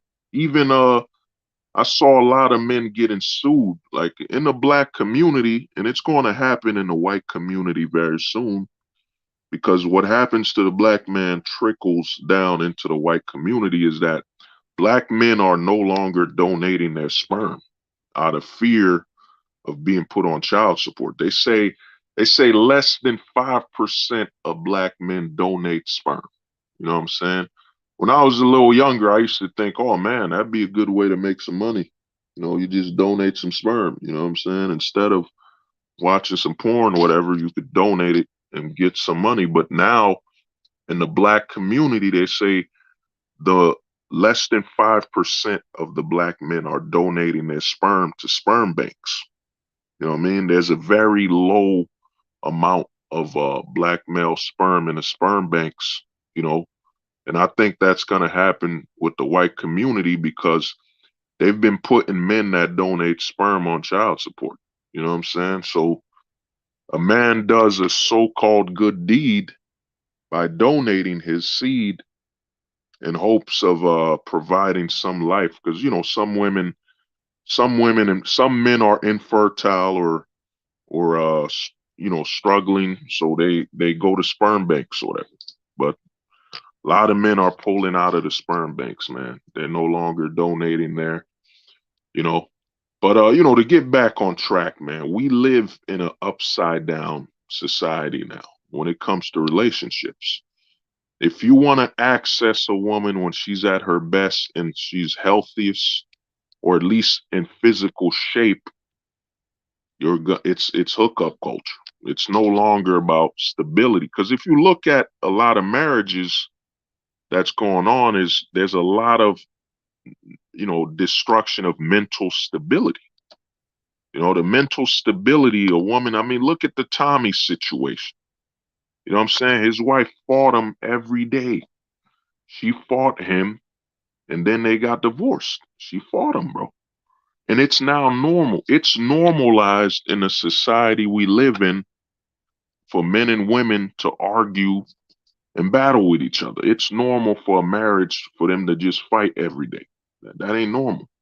Let me see, Armand, what you said. Women wait until late 40s, 50s to want to settle down after you gave them everything. So the idea of marriage isn't viewed as a way procreation anymore, just for gaining the man's wealth these days. Yeah.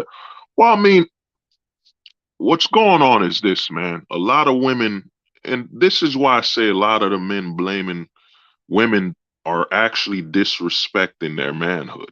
You know, the thing is, man, our fellow man who works in marketing, works in marketing and propaganda, has basically trained women to find freedom in their slavery.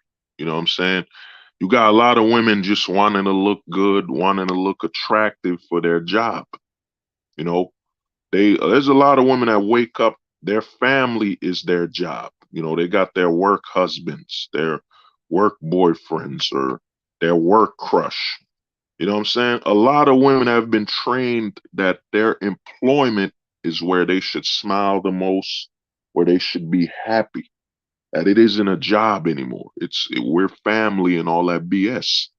A lot of women have been trained by the propaganda to buy into it. So, they've lived for their jobs their whole life. I mean, it's like I tell guys, you know, I went to Target, you know what I'm saying? I went to Target and you'll see a woman just tease, hey, how you doing? How you doing there, sir? Yeah. How you doing? Thank you for shopping at ShopRite. But you meet a woman outside of that, you talk to her. I mean, if she's attracted to you, I've seen that, I got to start carrying a business card. You know what I'm saying? I would tell some of the homies, man, watching this, yo, man, make a business card for your burner, man, for your burner number. Make a business card. I think the business cards are like $8. You get $8, you get 1,000 of them. So make some business cards for your burner account. And when you see a chick smile at you, talking to her, whatever, just hand her that business card. You know what I'm saying? hand her that business card, and she hits you up, and the business card, put your Instagram on there, and you know what I mean, put your phone number, your burner number, you know what I'm saying, your burner number, and you hand it up there, you know what I mean. But the thing you gotta understand is, man, we're in a society where society has chosen to manipulate uh, a false narrative of the battle of the sexes, when in reality, there's no such thing. There's no such thing as a battle of the sexes. It's really just political propaganda, and it started years ago. I remember watching I Love the 60s, or it was on VH1, where they would say, I love the 70s, I love the 60s, where they would highlight, while women wanted to be free, daughters were tired of seeing their mothers work as slaves in the household. And this was written by the propaganda, man, to install a level of entitlement, a level of freedom. I mean, think about it. How can a mother helping her children be a slave? Like, what mother would wake up and say, well, I'm taking care of the household, I'm taking care of my children, she's a slave? No way. So the propaganda started in the 60s with magazines where it was funded. That's why the battle of the sexes, it's not organic, man. It's not an organic thing to see this whole battle of the sexes BS. You know what I'm saying? Let me see, man. Morale, and I'm married, but my wife is a surgeon and I help her get the job. And now I don't see her having kids in a while if she works a double shift throughout the weekend, even the weekends. Well, I'll say this, man. If she doesn't, the thing is this with work, a lot of women don't get it, man. They're supposed to work after the children. They have the children while they're young, then they pursue their job. You know what I'm saying? Then she could be a career woman and all that. The problem with a lot of women is they're doing it in reverse. They want to go down their youth pursuing their career and then have the children when they're older and more tired, and there's a higher risk of developing mental illness in that child. You know what I'm saying? Yeah, so I would say, Amir Allen, dude, if you're in that situation, I'd say, yeah, you might want to file that divorce. You gotta be the first one to file it. If the signs, if she don't want to have your kids, if she don't want to put it all, put her career on hold to start a family, then yeah, you gotta end it. Because you gotta look at it as, a lot of guys, I've seen them, guys I've talked to, where they say, well, I want to have a child, but my wife doesn't, so I'm gonna wait. Really, that's just that man rewarding her. You're rewarding her with authority to decide on not having your children. You know what I'm saying? You're actually creating the issue. You're creating the resentment. If she don't want to have your kids, man, that's a sign that, yeah, I gotta leave. I gotta go. This is what you want to do. But at the end of the day, you gotta know the laws of the West. You gotta know the laws of child support and all that stuff. I'm not a supporter of having children in America, Canada, Australia, United Kingdom, Ireland, any country that's similar to America when it comes to how the family court is handled. I wouldn't do it, because then you're sacrificing those kids. To me, the only place you should have children is if you can guarantee you will be in their life. You can guarantee stable access. If you can't guarantee access to your children, what's the point? There's so many men here that are playing a dangerous game for the children, man. You know what I'm saying? What man wants to have children so he can rent and lease them? You know what I'm saying? Custody battles and all that. It's renting. Like, why would you have children so you can rent them? You know what I'm saying? You can rent them instead of having full access to your children, until the day you die. You know what I'm saying? What's the point? What's the point in bringing life into this world if you can't have access to them the whole time they're alive? What's the point? You know what I'm saying? What's the point? That's why I tell people the United States, the way the marital system is set up, we don't have a government. We have a government with a God complex. And that government, we don't have a government anymore. We have a God verment.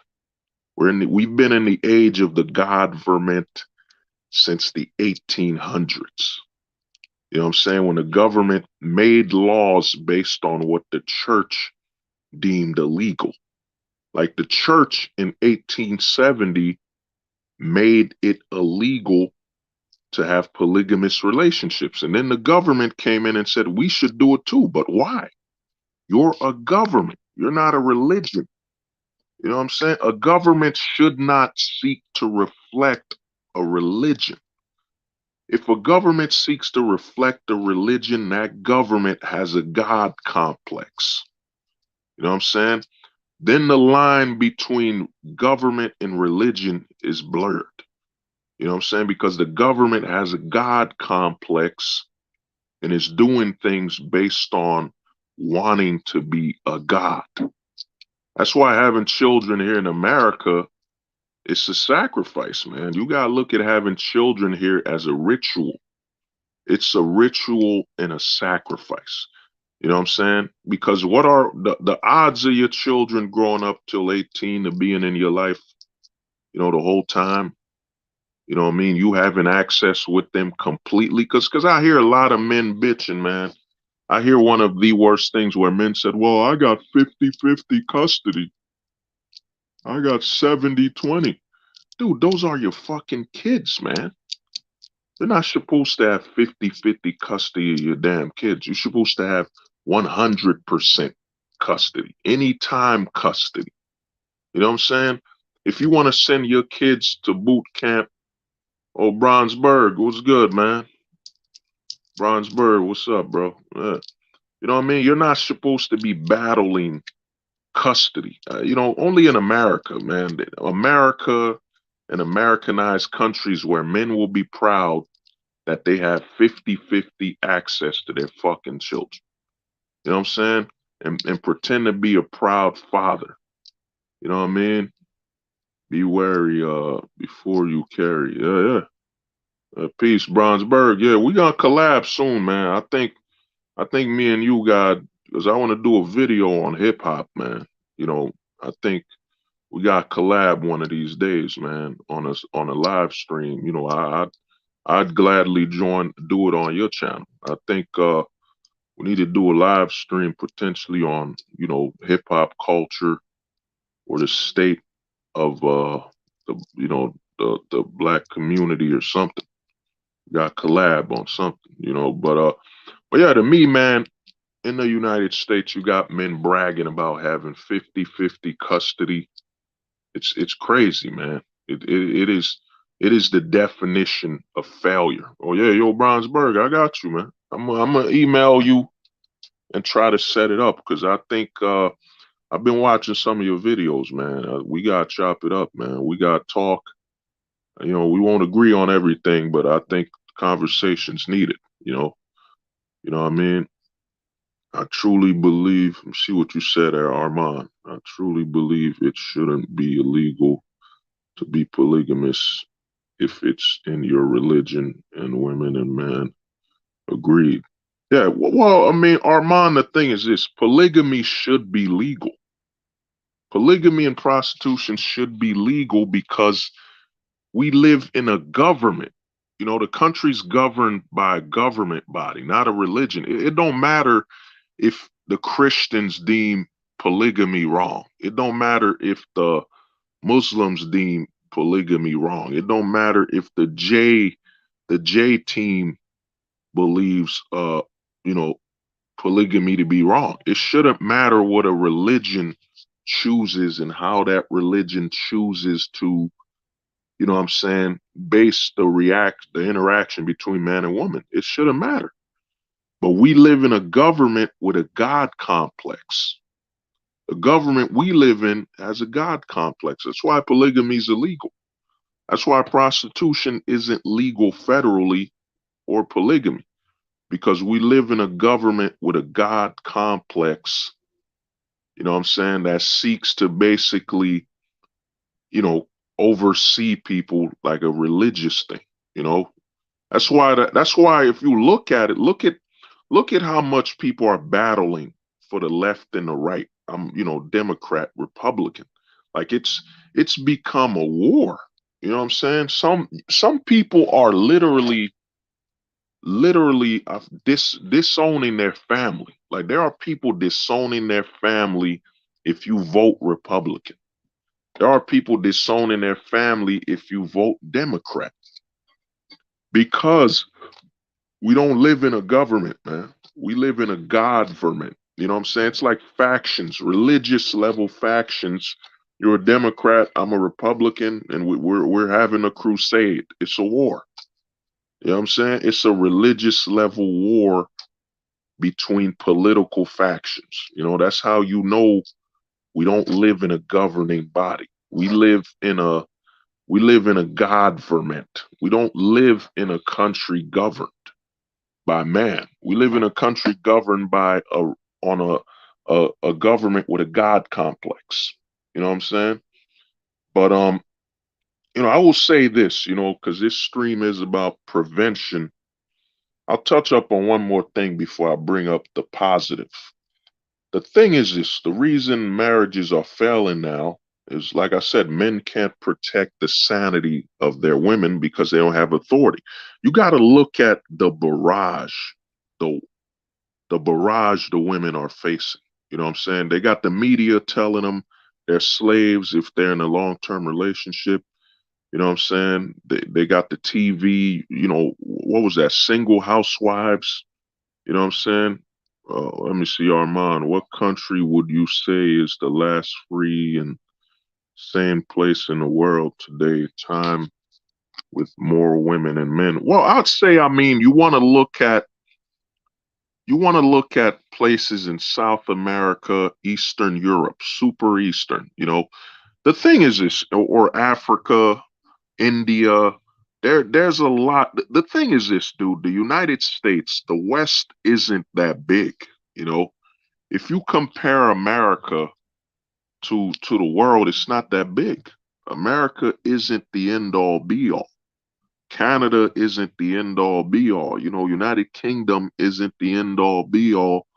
Ireland isn't the end all, you know, the end all be all. Germany, you know, Australia, dude, there's other countries all over the world, you know, and you know that we got to open our horizons, man. A lot of men need to return to nomadics, you know, nomadicism. You know, the worst thing the government fears and the political system fears, well, not really the government, not the American government, maybe Australia, because America, in all honesty, America doesn't care where the men go. You know, America doesn't care if you take your passport and fly overseas, because America is the world. You know, the currency, the dollar is traded all over the world, which means, you know, United States of America affects every country in the world. You know what I'm saying? So America doesn't care. America doesn't care if you pick up, get your plane ticket, fly to, let's say you fly to South America somewhere.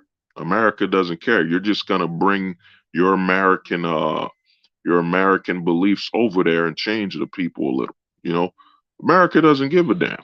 You know what I'm saying? Now Australia, Germany, all these other countries, they care. You know, I got some homies. Some of the homies hit me up from you know, Sweden right now. Sweden is having. I'm not sure if it's Sweden or Germany, but they're having a problem where men in their country are basically importing or marrying women like Chinese women or Asian women in Sweden. You know what I'm saying? And they're ignoring the regular population of the women. You know what I'm saying? Like countries outside of America do care. Australia does care if their men wake up and leave. You know, Canada cares. You know what I'm saying? There are America, you know, there are countries. I'll give you an example. Canada, Germany, United Kingdom, London, Australia, any country that's too Americanized with their legal system when it comes to the family court, they care if their men up and leave. America, on the other hand, America doesn't care.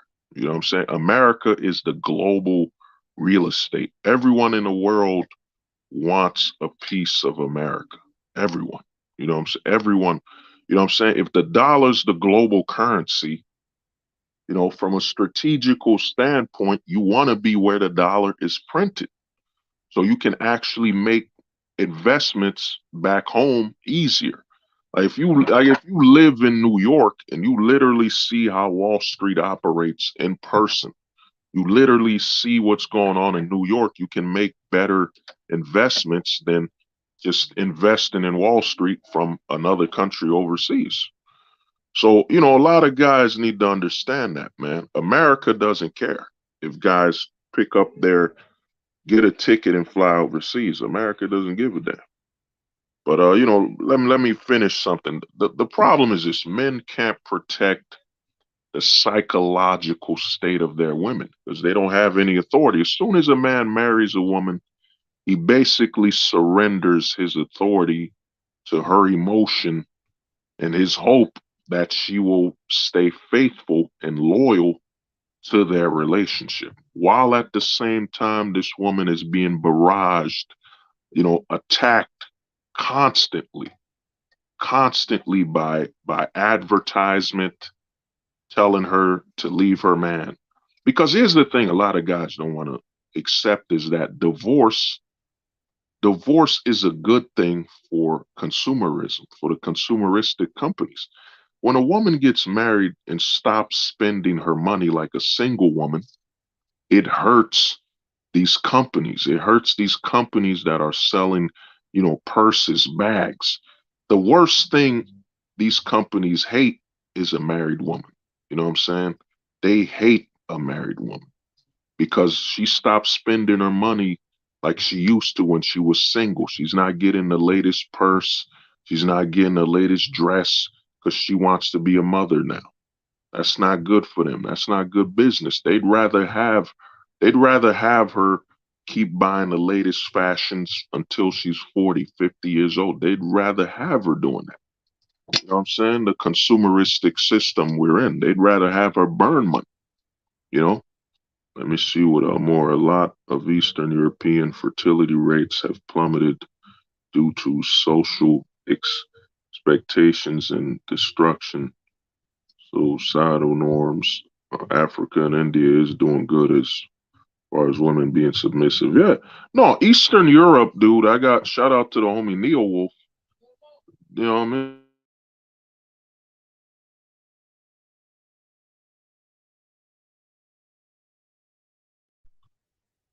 You know what I mean? So the thing is, you gotta understand that Eastern Europe isn't that bad. I think you gotta go to Kazakhstan or I forget these countries, but there's places in Eastern Europe where the West isn't as involved. Because what you gotta do, in fact, let me share a link to this website. Check this website out, man. You know, check this out. It's called www.numbio.com. Yeah. Check out this website. It's called Numbio. Go there and you'll see what's going on. Because what you got to do is when you go overseas, like I heard, you know, the Philippines, the divorce rate is less than 10%. Less than 10%. Thailand, you have to look into the legal system and the laws. You got to look at the laws. If it's too much like the United States when it comes to no fault divorce, you know, welfare, a welfare system that preys on single women. Yeah, there's the homie Neo Wolf, man. You got Croatia. You know what I'm saying? You got Croatia. To me, Japan, I wouldn't invest in Japan, man. Japan's too westernized. You know what I'm saying? What's your Instagram? My Instagram, usually don't share it like that, but yes, mighty. Oh God, young.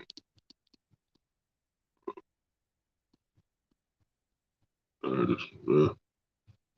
You know what I'm saying? Yeah, there's my Instagram. But you could also join our if you want to talk to some guys like the homie Neo Wolf, you could join our DV our Discord.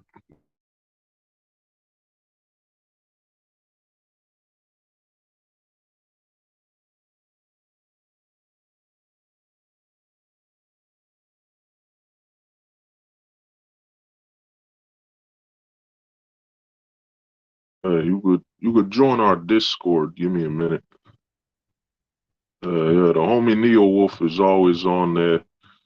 Cause we talk a lot on Discord, man. You know, we could join the Discord. Yeah. We talk on there and the homie Neo Wolf. Because Japan's done, man. Japan's problem is it's a culture thing and some legal issues. And Japan's inflation is insane. The pricing, the money you'll be spending, Japan is crazy. You know what I'm saying? Does Discord be working though? I'm considering. Yeah, Bronzeberg, yeah. I mean, if you join our Discord, man, you're free to share your videos and all that stuff. So, and then you talk, and then when you're ready, you could create your own. Because, unlike I've talked to a lot of guys where they make their own Discord, they get all competitive. And I'm like, dude, we're men, bro. We're our time. The thing is this, our time on these websites is we're on borrowed time. On YouTube, I know I'm on borrowed time. I know I haven't said the right thing yet. And also I know YouTube is keeping me on also due to some racial stuff. The race card is kind of helping me on YouTube. You know what I'm saying? The race card is kind of helping me. YouTube's like, oh, we don't want to kick the black guy out because he might scream racism or whatever. And it's not a good look for us. So, YouTube is shadow banned me. I'm shadow banned to hell. Like I search my own videos and I can't find it, it is what it is, but to get to the good thing, the good news is this, man. What's happening in America, what's happening in America, and I think by 2023, a lot is about to change in 2023, man. This whole country is about to change. I'm not on TikTok, but there's a big movement going on TikTok called the Passport Bros. They've taken over TikTok. That means a lot of young men are watching their content, you know, and they'll come to YouTube because the videos, the video length isn't that long. I heard TikTok might be increasing its video length to potentially 10 minutes. You know what I'm saying? Oh yeah, yeah, yeah. Armand, we'll chop it up, bro. We'll talk.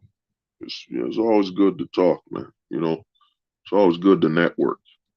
But yeah, but 2023, a lot is changing because what's gonna happen is I think we're gonna have a surge like the deletion of Tommy. What happened to Kanye West? Kanye West is paying child support. You know what I'm saying? Kanye West has to pay child support to Kim Kardashian, who's worth over almost $2 billion. And this is the same Kim Kardashian that said she wants to fight for, legal equality and help men out. She's worth $2 billion, and she's still taking child support. You know what I'm saying? The West is done, man. It's over. A lot of people think that Kanye West divorce was gonna harm Kanye. No, the thing is this: marriage in America has been taking a hit. And I mean, it's on a nuclear level. It's a nuclear level of hits. The hits, the constant promotion to not get married is insane. Kanye West is paying $200,000 a month to his wife that's a billionaire. That is crazy. But this is the West, man. So what's gonna happen, and I think it's gonna deteriorate. I think the rate of men getting the last necktie is gonna decrease. A lot of men will decrease deleting themselves also. Because what's happening now is a lot of men, one positive thing about hookup culture is that hookup culture does not breed long-term relationship investments. You got to look at fast food. Let's say you go to the fast food restaurant, every day. You know, if you notice you eat fast food, you don't really just go to the same restaurant. If you eat a lot of fast food, you're eating Burger King, you're eating all these different fast food restaurants. And what hookup culture has done is it's actually making men desensitized to long-term relationships. It's making men desensitized. You know what I'm saying? And you gotta understand the way we men think. If you slept with a woman the first night, you slept with her the first night, you in the back of your head automatically you're thinking, yeah, she did this to every other guy. So you gotta look up hookup culture. What hookup culture is doing is it's putting men in a cycle of non-commitment, a cycle of non-commitment, and it's actually breeding out commitment from men. You know what I'm saying? It's actually a lot of the women participating in hookup culture, you know what I'm saying? They've been taught that it's freedom, it's liberty. Because a lot of women don't get the way propaganda is set up. You know, when your liberty is tied to your sexuality, it's a scam. You know what I'm saying? It's a scam. It's a lie. A lot of women participate in hookup culture that, if they get older, or even if they don't get older, let's say a woman becomes 25, she gets off the carousel quicker, or she never did get on. She's 25 now. Let's say she's 22. She's only been with her boyfriend from high school, and they separated, whatever. She's never slept with a lot of guys. A lot of men now have been so desensitized to commitment, they can't commit anymore. You know what I'm saying? That's why I tell guys we're heading towards we're heading towards the Casper. The Casper pill is coming. A lot of men are becoming ghosts. A lot of men are being detached from women and commitment, because this is what hookup culture does. It desensitizes men to long-term relationships and long-term investment. You know what I'm saying? Every time a man gets on Tinder, every time he gets on Tinder, let's say this guy's averaging, he's sleeping with about 8 to potentially, let's say he's sleeping with 2 to 3 women from Tinder a week, or 2 to 3 a week, whatever you want to call it. He's getting desensitized. You know what I'm saying? So a lot of men are becoming completely desensitized to long-term relationships. Because, dude, how can you commit? How can you commit after you've been on a dating app, or you've been sleeping with women left and right? Commitment is dying. You know what I'm saying? And what happens to women, and the women and the men, they don't get it. The women don't get the scam. We men get older, we don't get that baby rabies crap. We don't. You know what I'm saying? You don't get the baby rabies. You could be like 40 years old. A man is like, damn, oh shit, I ain't have no kids yet. You know what I'm saying? Oh, let me see. Yeah, all the dating apps are 100% scam. Oh, why were them described? Oh, nah, Steve G, man. To me, what happened on that stream, you know, there was some things that happened. To me, I got nothing but respect, and I got nothing but respect for Scribe and MD. What happened is things happen, but I'd say with everything going on, it's a no comment. You know what I mean? I don't. They want us to be.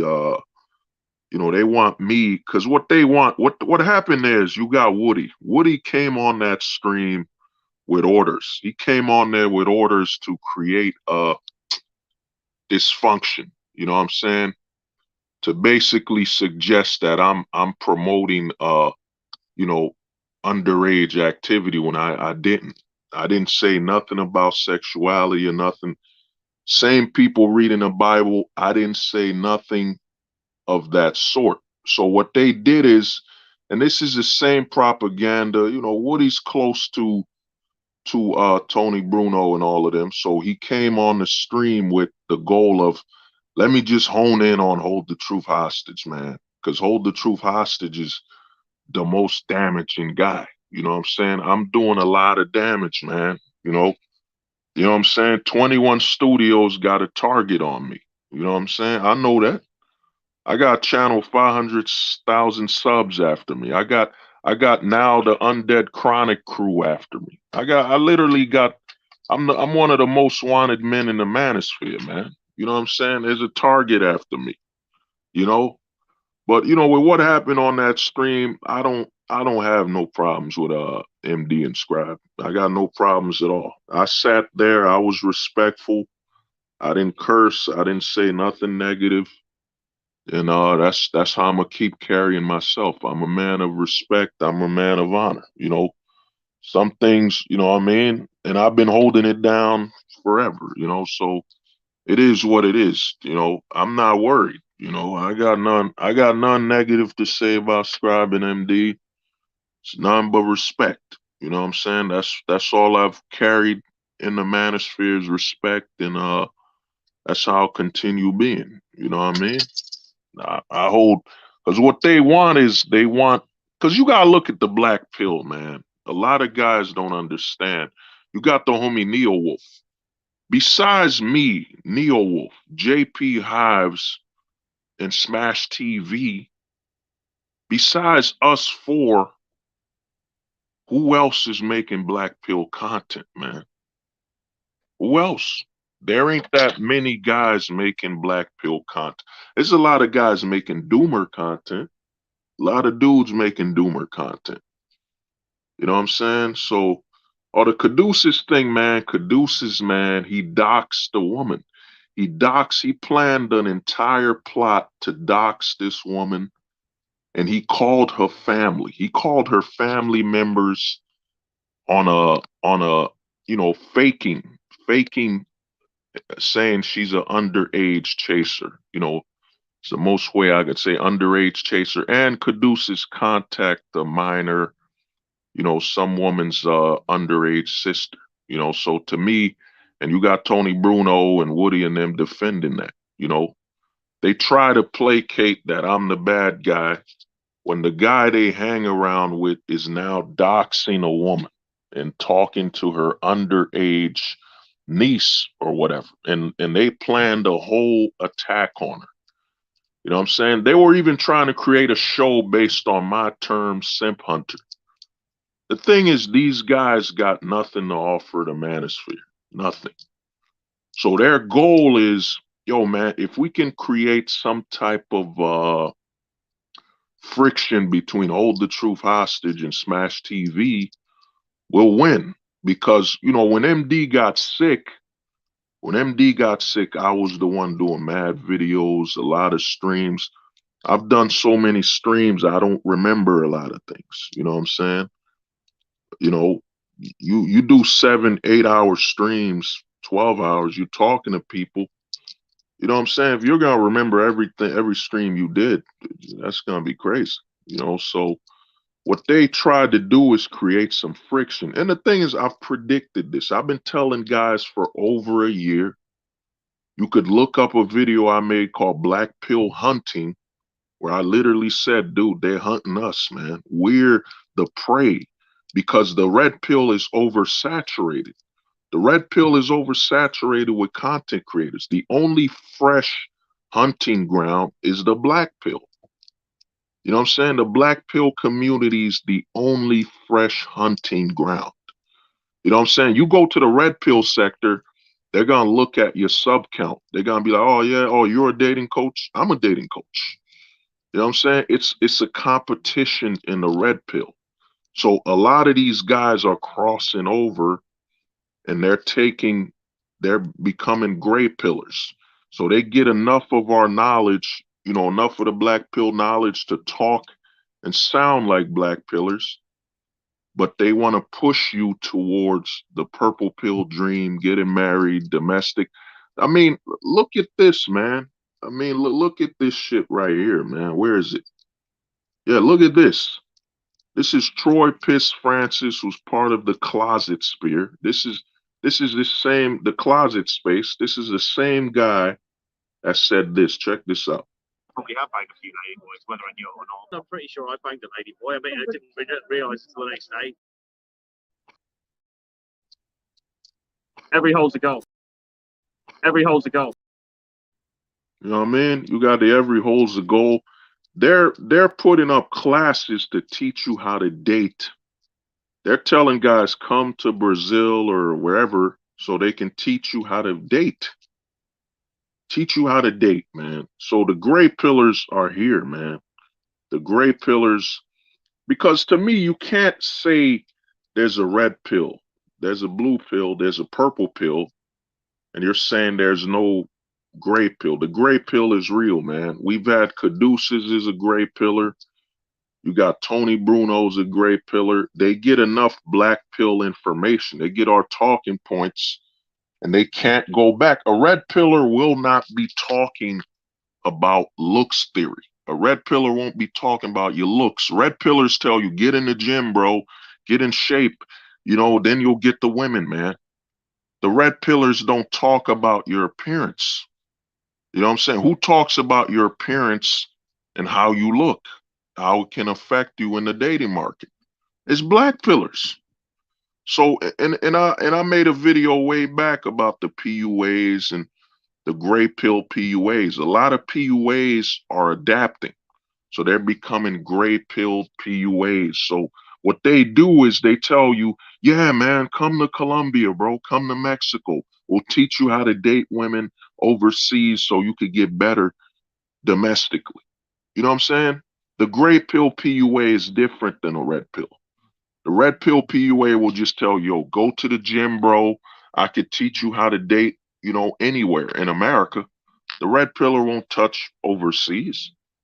You know what I'm saying? So there's a whole new market. They're hunting the black pill space because they know a lot of guys in the black pill, they might be cells or doomers. So they have no experience buying or purchasing product from PUAs. They're fresh. You know what I'm saying? And they're hunting in the black pill. I've been telling guys this for over a year now. That's why all these moves, and I knew, I mean, Woody to me was a cool dude. I thought it was cool, but I saw when Woody switched spots months ago. I saw when it happened. I mean, Woody tried to take down MD's channel. And I contacted MD and I told him Woody tried to get them to do a collaboration on MD's channel with a family. So a husband, a daughter, and daughter might have been underage. He tried to get them to jump on Smash TV. And I told MD on an email that, yeah, man, I kept telling him, why don't you ask MD to go to their channel? Why do you want them on MD's channel? Because, man, if MD brought them on his channel, they could strike the channel. You know what I'm saying? They could strike the channel and attack you. You know what I mean? So to me, what Woody did when he spent the whole hour, these are the same people supporting Lux Maximus, who's a underage chaser. You know what I'm saying? He's describing underage. There's videos of Lux Maximus just salivating, thirsting, and drooling over an underage girl, man. You know what I'm saying? I've never been I don't watch Lux Maximus. So what they're trying to do, and to me, it doesn't hurt me, man. What happened on the stream last night, it doesn't do nothing to me. You know what I'm saying? Because I was on there respectfully And to me, some, people said what they said. They don't do nothing to me. You know what I'm saying? I don't hold no ill will to anybody. I got no personal issues with nobody. You know what I'm saying? People said how they feel, and people know me. I'm not a man of feelings.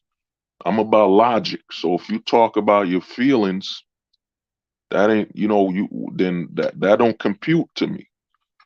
You know what I'm saying? People accusing me, and the funny thing about the whole Tony Bruno situation and them now calling me a dating coach and all that BS. What I did is, man, I've been telling people you can request videos from me. I've said this over 4 months ago.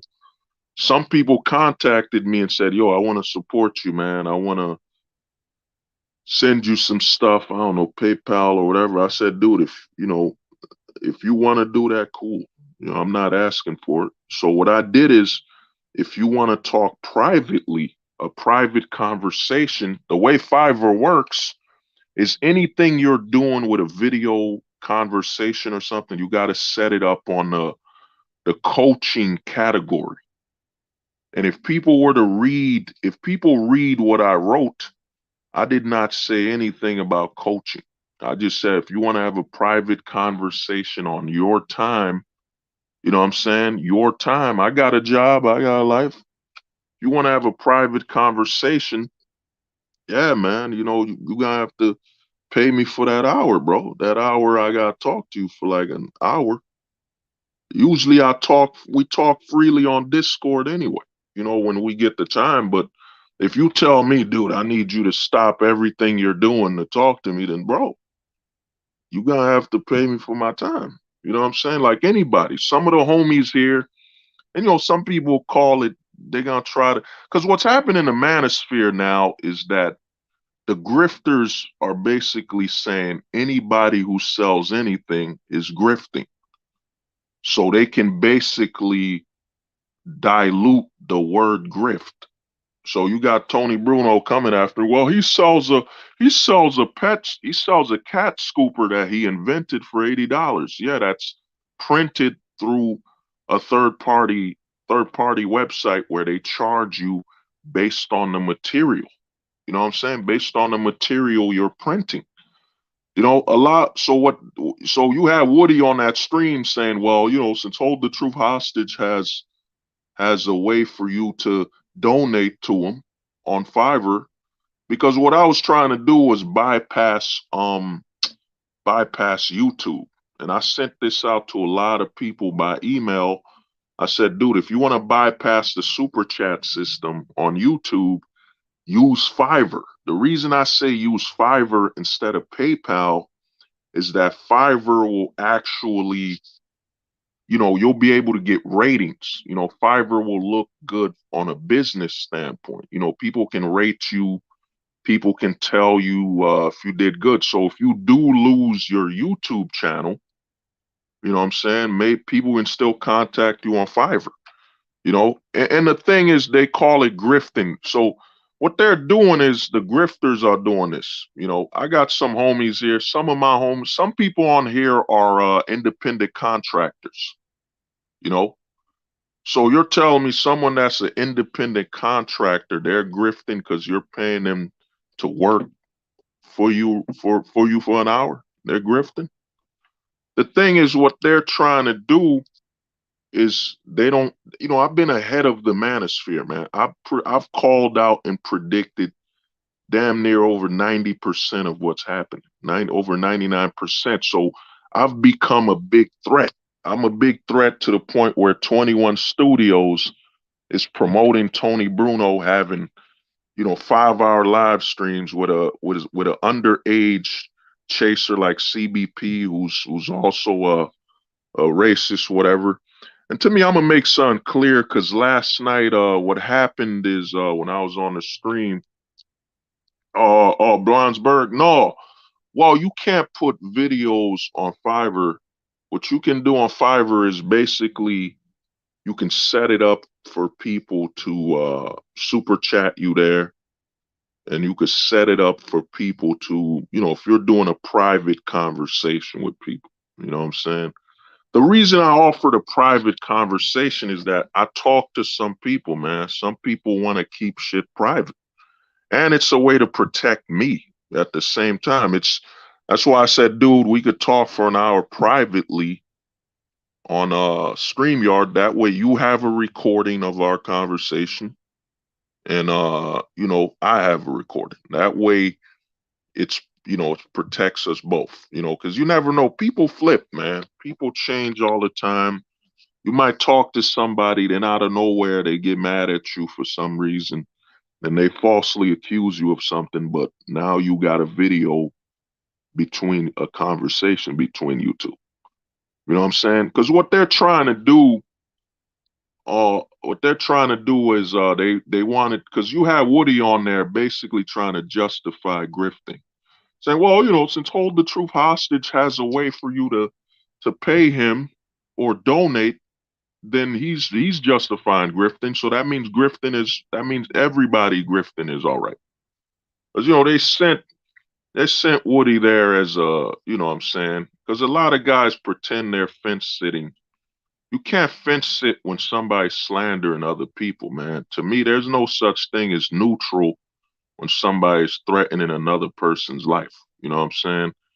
Livelihood. To me, when it comes to Tony Bruno, you know, Tony Bruno's now has been caught with this Caduceus thing where he tried to help Caduceus dox this woman, and Caduceus doxed her.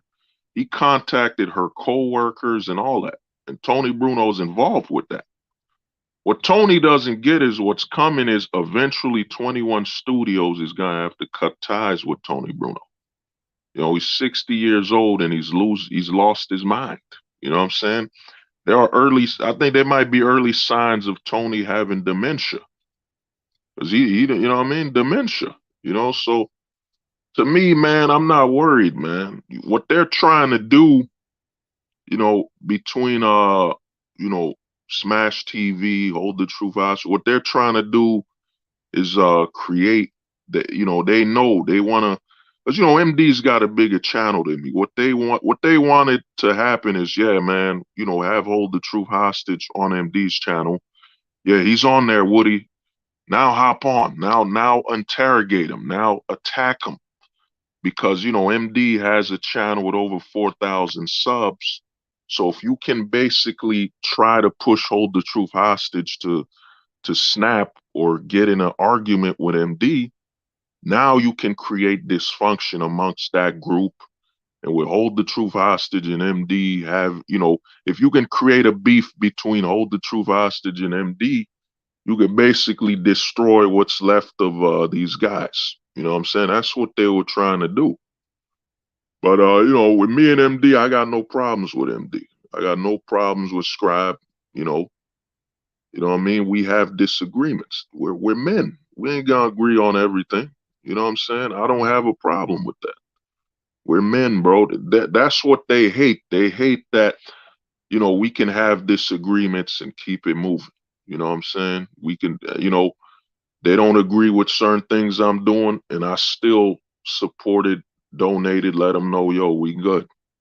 We got no problems. You know, they want problems because these guys, you know, that whole camp, that whole closet space camp with Caduceus, you know, QB and all of them, Tony Bruno, you know, that whole closet space, you know, they want guys like us gone, because we're telling guys, yo, if you're into trannies, if you're in the closet, bro, you don't belong in the manosphere. The manosphere is for straight men having conversations.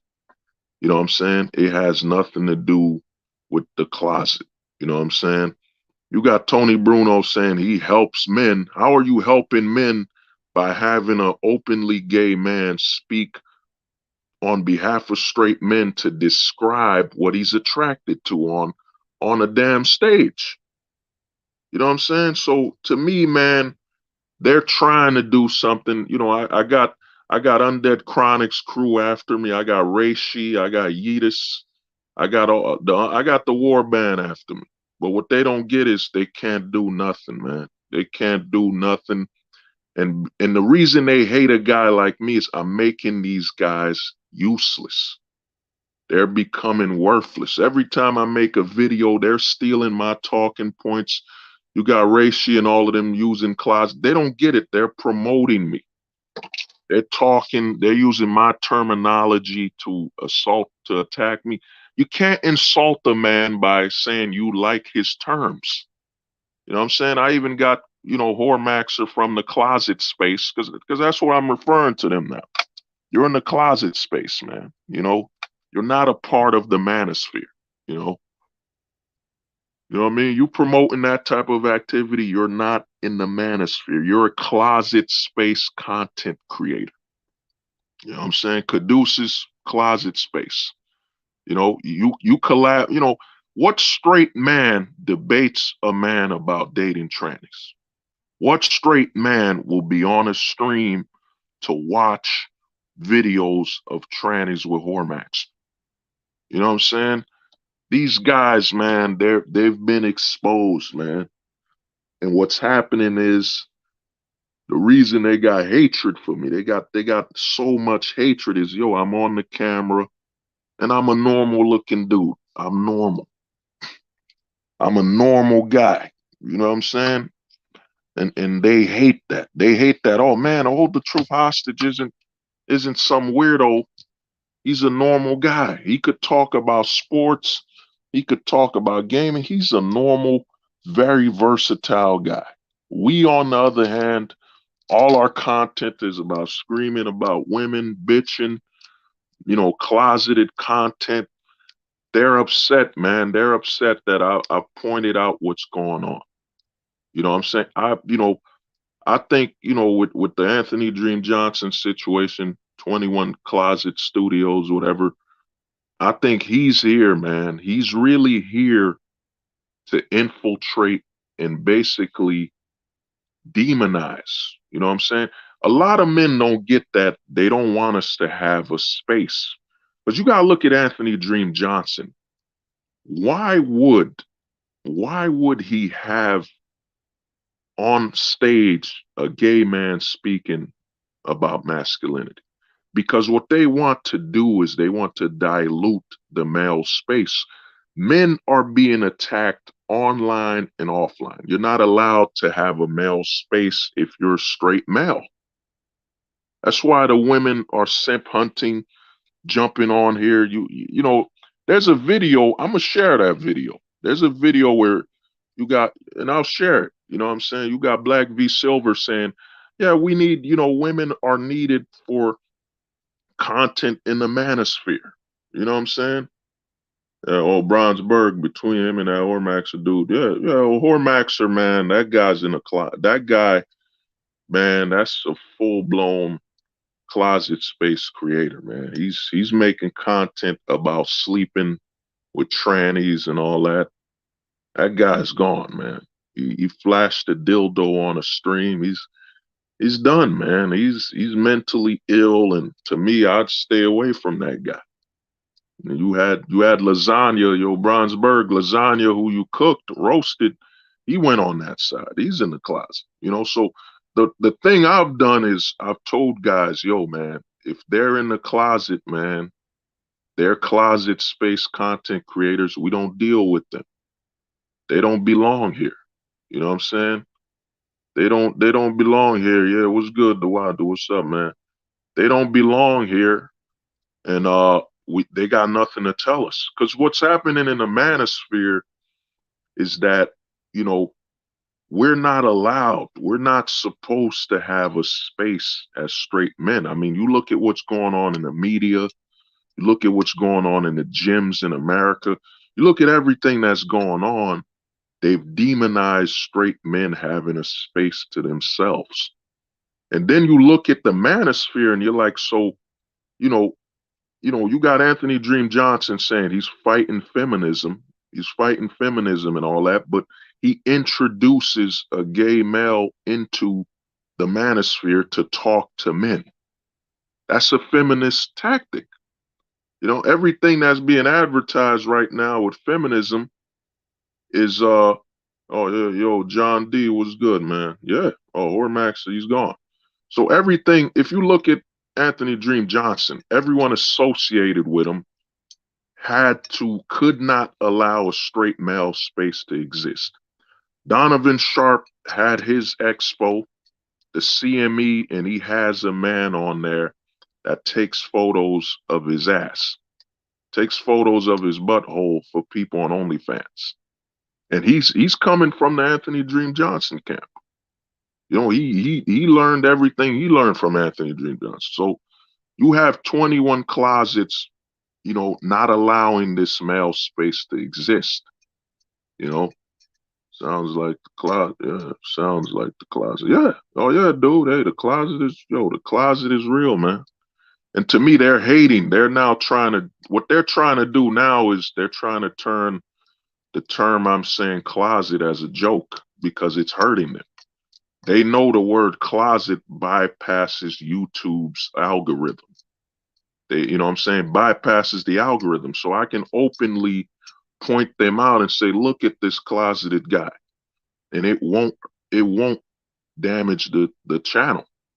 You know what I'm saying? Oh, man, I don't want you here, man. Or Maxer, man, you would go on your own channel, bro. You know, stay there. You know, I don't want to deal with the closet here, man. So what they're doing now is they're watching me. I know they're watching. They're organizing. They're coming together. You know what I'm saying? They all unified, man. They all unified. Because, you know, you had Undead Chronic come after MD. You know, they came after MD where you had Nixon sharing MD's docs, you know, and I told him, yo, you can't do that. You can't, that's not a good thing for you to share MD's docs on YouTube like that. I don't care if it is out there. You don't do that. You know what I mean? Real truth. Do you follow Bass Pluto? Nah, I talked to Bass Pluto a while back. The problem with Bass Pluto is, man, he's not doing black pill content. That's a lot of doomer content, man. Bass Pluto to me is doing a lot of doomer content. He does this whole video. You're free to do whatever you want, man. But when you have videos about you not getting attention in school and, you know, letters from the doomer, to me, there's a lot of depression hustling in the manosphere, man. When you get closer to the black pill, the doomer channels are hustling depression. You know what I'm saying? They're hustling depression. You know what I mean? That's what happened to me a month ago. Twitter space on my second time, dude brought, yeah. Yeah. No, that's what they do, man. So to me, what I've done is by pointing them out, because from now on, man, if you you know what I mean? Oh, Bass Pluto. Yeah, Bass Pluto, I got no problem with Bass. It's just to me, his content, Bass Pluto's doing a lot of doomer content, man.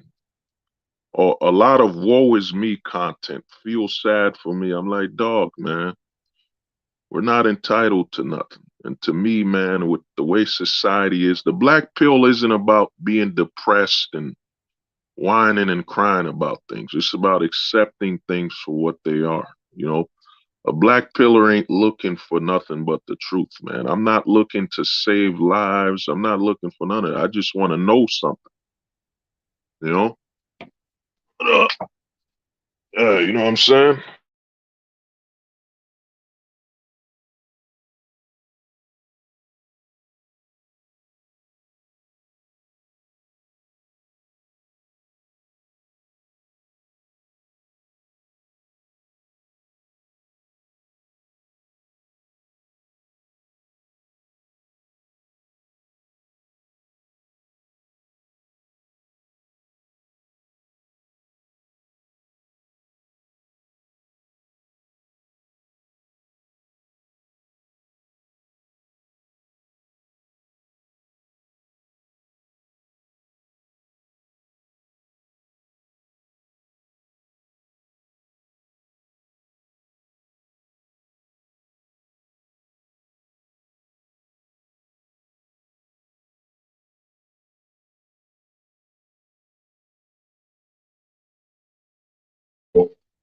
You know what I mean? So, like I'm saying, man, to me, that's what they're doing. You know, to me, the black pill ain't about no depression and, girls didn't like me in high school, so I felt bad and sad. It isn't doomer content, man. It's just straight facts, man. Oh, this fake MH. Oh, nah, dude. MH, I got no problem with Scribe and MD, man.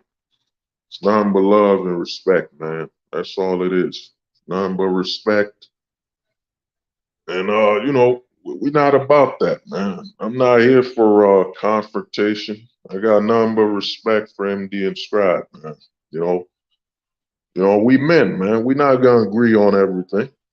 It is what it is.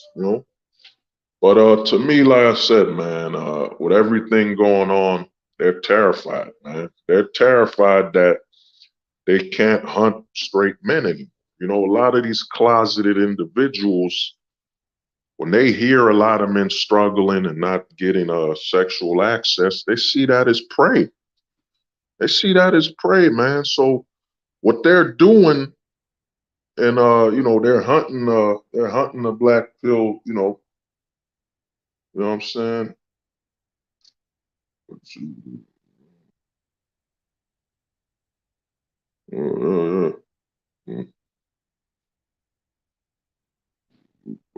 Oh, no. Jasmine, nah, I ain't going after nobody, man. I'm not here for none of that. My thing is I'm just labeling people so people can know what's going on. You know what I'm saying? Because to me, if we allow all these closeted individuals in here to dilute it, the manosphere is basically gonna become. Let me play it. Let me play this video quick. This is what the manosphere will become. We have banged a few lady boys, whether I knew it or not. I'm pretty sure I banged a lady boy. I mean, I didn't realise until the next day. You know what I'm saying? This is what's gonna happen, man. If you continuously allow these guys in here, you know, you know what I'm saying? So my thing is, man, we gotta separate ourselves, man. To me, it's the closet space versus the manosphere. One thing we can all agree on, whether you're MGTOW, red pill, purple pilled, black pilled, one thing we can all agree on is that, dude, the manosphere is for straight men. If you're not a straight male, you don't belong in the manosphere. You know what I'm saying? The manosphere is for men trying to navigate the society. You know what I'm saying? Navigate the society when it comes to dealing with the opposite sex in the system. So to me, man, that's what the manosphere is, and that's what they fear. They fear that, oh man, dude, if Hold the Truth hostage gets things moving to where guys won't accept this closeted activity anymore, they won't have anywhere to hunt. They won't, dude. The manosphere has become a hunting ground. I've been saying this since 2020 that these dating coaches will start selling men tranny activity. They'll say, well, you know what? They're gonna operate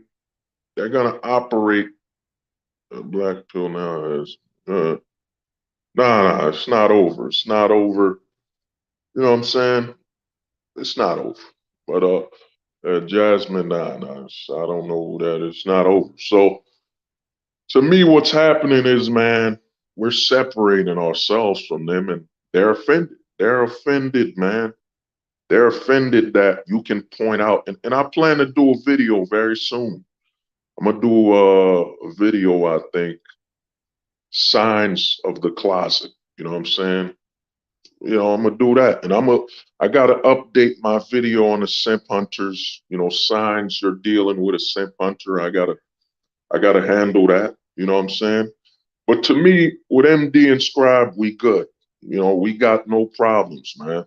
We're not always gonna agree on everything. We men. We're not gonna agree on everything. We're men. You know what I'm saying?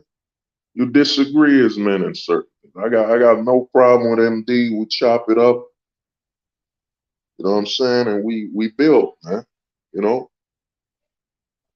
Shit.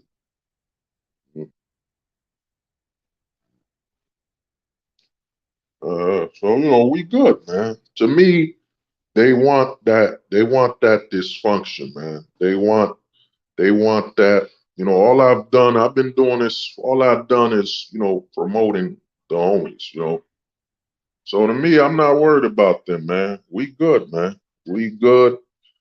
And we gonna keep building, man. Because to me, the manosphere, 2023, everything's changing in the manosphere. And the reason I'm gonna point out something. A lot of guys don't get what's going on.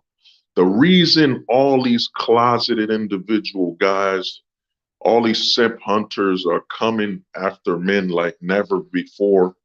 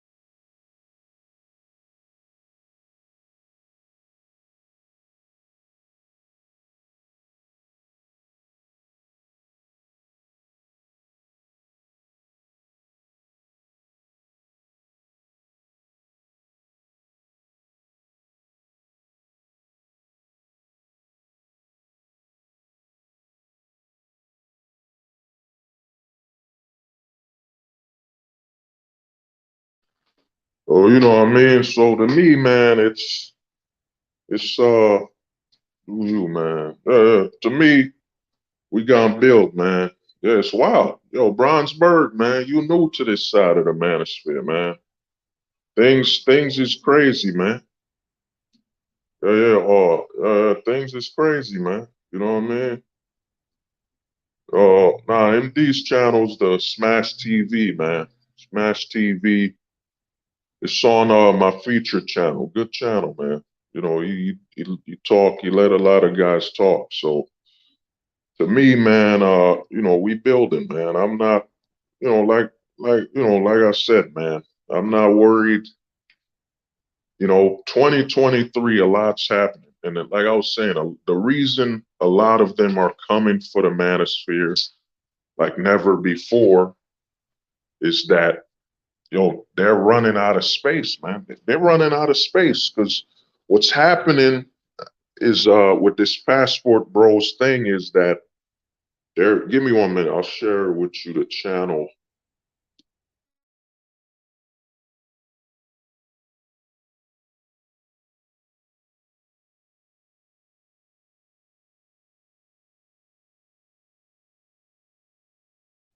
Uh,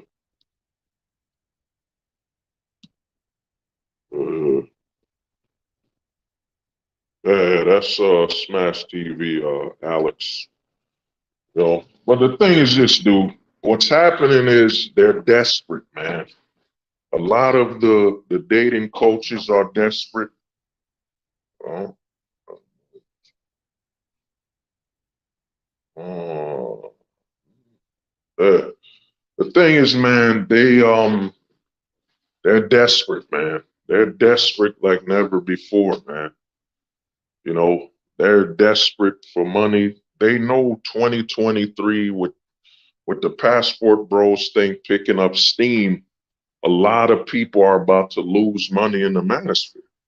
The manosphere, in all honesty, is about to decline, man. The manosphere is on it's gonna start declining, you know, because as red pill is now mainstream, once the passport bros thing gets mainstream, once men openly start talking about going overseas for long-term relationships, love, and all that, starting a family, it's gonna wipe out the it's gonna wipe out the it's gonna wipe out the whole manosphere. The manosphere is gone, man. So to me, a lot of things are gonna change, man. You know what I'm saying? See the deception in these dating coaches.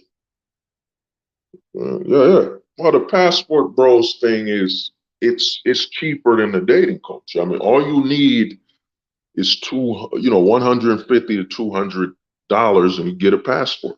And what's going to happen is a lot more men are going to start watching traveling channels, you know, and that's gonna destroy. That's gonna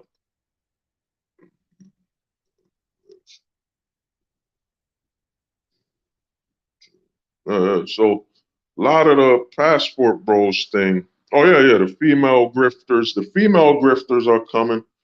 But the passport is having a very dangerous effect. They're losing money, man. A lot of money's gonna be lost. The content that's gonna be picked up now is the traveling channels, the expat channels, the traveling channels. So a lot of these guys are losing money. The red pill we buried it over a year ago. It's done. The red pill is now mainstream and it's not doing nothing. You know what I'm saying? It's not saved helping any men at all. You know, it's making them more desperate domestically. So what's happening is with these passport bros, the side effect they're having on the manosphere is that the passport is gonna lead to a mass exodus from the U.S. and a mass exodus from the manosphere. Because what's the point? What's the point in watching manosphere content when you could watch guys that are traveling the country, enjoying their life, and and they're not all millionaires, whatever. They're just enjoying their life, flying to other countries. So what's going to happen is, man, the manosphere, the clock is ticking, man. The content here, the consumption of manosphere content is going to decrease. It's already happening. A lot of guys already complaining their channel views are down, their view counts are down, because the manosphere has become oversaturated. You know what I'm saying? It's oversaturated with content creators that are speaking about the same thing with the same perspective over and over again. So once this passport thing blows up in the mainstream, the damage that's gonna be done to content creators. You know what I'm saying? 21 Closets his content's already on its way out. You know, a lot of these channels are already dying. You know, and even Fresh and Fit to me, it's only a matter of time before that's over. Because Fresh and Fit, they bring women from the states that are, thotting out there, 304s, whatever. But what's going to happen when somebody does a Fresh and Fit show overseas and the women look good and they're not whores? So things is about to change, man. Watch Passport Bros made a way for a new market, so-called body max exposure channel stuff. Yeah. Well, there's a new marketplace. So to me, a lot is changing, man. And to me, I've been telling guys this for over a year. We're making them invisible, man. It's, to me, I'm not tolerating. If you're in the closet space, dude, we don't gotta talk. We don't gotta talk because I know why you're here. You're hunting. You're here to hunt straight men. You know what I'm saying? That's what these guys in the closet space are doing. They're here to hunt straight men out of the manosphere. That's what they're here to do. And they're even teaming up with the simp hunters to hunt straight men. You know, so for me, a lot is changing. But man, you know, like I said, for the men that's deleting themselves, deletion, less men are going to take their lives, man, because men are waking up, man. And when men wake up, they're gonna start understanding that yeah, their life has value. They should live. And what's happening is with this hookup culture, is a lot of men are becoming desensitized to long-term relationships and commitments. So, you know, a lot of change is happening, man. A lot of change is happening. They're just not ready for it, you know. And the whole space is about to change, man. I'd say even the black pill is at risk. Black pill content creators, there ain't that many black pill content creators to begin with. You know what I'm saying? There's a lot of doomers. There's a lot of doomers pretending to be black pill. But yeah, the whole space is changing, and they're just not prepared, man. They're not ready for what's going on. You know what I'm saying? So to me, man, I'ma holler at y'all. And to close it out, 2023, man, it's coming. And you know, like I said, once a month, man, once a month. If you're a content creator, I would say please, you know, if you're in the manosphere, once a month, make some content about promoting, you know, helping men that are thinking about deleting themselves, man.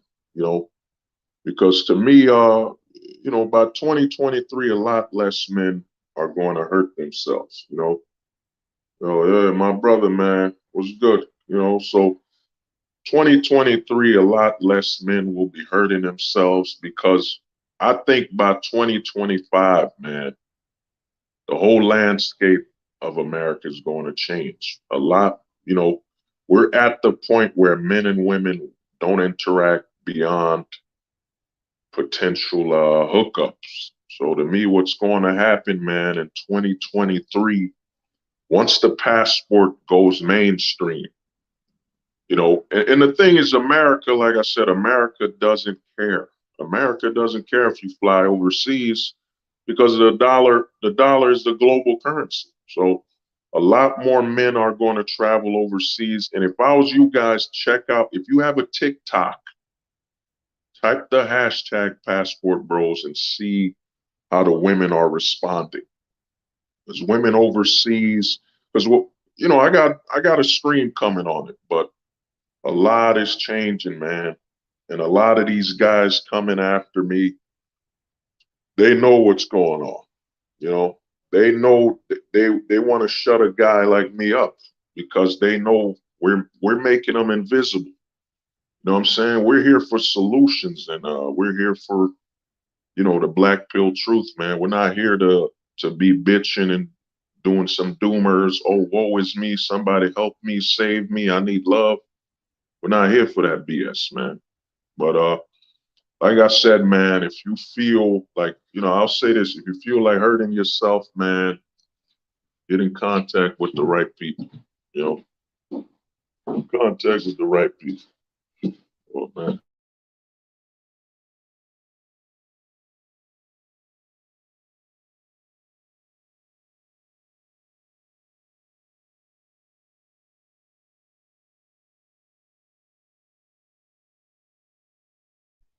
So to me, man, hope everybody's safe, man. Oh, Jamie C, what's good, man? What's good, bro? Hope everybody's good. And to me, man, by 2023, everything's going to change, man.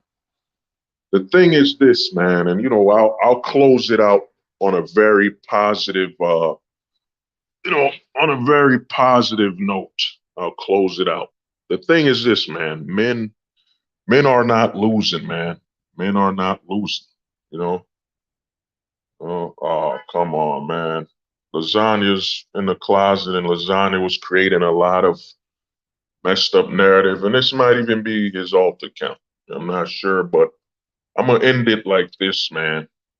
We're hitting the 3 hour mark. Is that, dude? Men aren't losing, man. Men have to be convinced to lose. What's happening is a lot of men are realizing they're winning.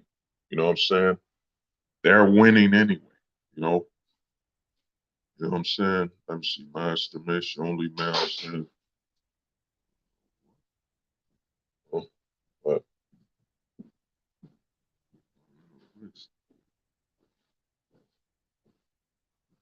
yeah. Oh yeah. Oh, lasagna, man. You in the closet, man. It's 100%. But the thing is like I was saying, man, to end it in a positive note, dude, men aren't losing, bro. Men have to be convinced to lose. You know, what's going to happen is, man, you know, I would say you're going to feel bad for your sisters. You're going to feel bad for your nieces and, you know, females in your family. Because I'd say by 2025, I'd say probably 1% to about 5% of men will start traveling overseas for relationships. And what this is going to do is it's going to create a massive amount, a situation like never before. A situation where, because a situation where a lot of women here domestically will not have access to men. Because the thing about the red pill and the black pill, here's the thing. Here's why this passport thing is far more damaging. And here's the thing about the passport bros thing. It's really a black pill action to just say, you know what, this location isn't good. I'm leaving. You know what I'm saying? I'm going overseas, whatever. But what's happening is you gotta understand is that, man, why the passport is so effective and it's gonna change the whole landscape in America when it comes to men and women is that the red pillar tells men how to behave and stay domestically. That means the women still have a chance to change that man. You know what I'm saying? They still got a chance to change and access that man. What the passport is doing, it's completely removing the men from the playing field. You know what I'm saying? That's why the red pill, that's why YouTube stop super shadow banning red pillers. That's why red pill channels are getting 50,000 views. You know what I'm saying? They're still getting high views because the red pill doesn't change anything. The men are still here. The problem isn't the women. The problem is the location and the laws. You know what I mean? So what happens is once men start traveling in mass,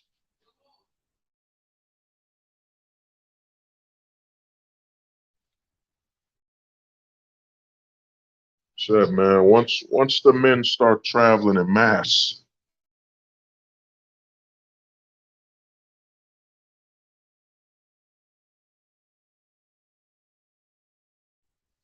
you know, once the men start traveling in mass, you're gonna see, and it's already happening, man. Please, when you get the chance, man, type passport bros. You know, there's a woman in Philippines reacting. The women overseas are reacting and saying, "Hey, men, come here to marry us in our country." The passport removes the men from the playing field. The red pill still creates a situation for men to simp, man. Oh yeah, D man, what's good, bro? You know what I'm saying? It still creates a situation of simp. Because here's the thing: the red pill doesn't remove men from the country. You know what I'm saying? It just tells men you got to be more masculine and all that bullshit. You know, that doesn't change the law. So what's happening is, man, when this passport thing takes off, there's gonna be a rage like never before. That's why the women are coming into this space a lot. That's why Just Pearly me too'd her coach in school. You know what I'm saying? That's why a lot of the simp hunters and a lot of these guys from the closet space are coming because they know they got to get the men now before they all start leaving.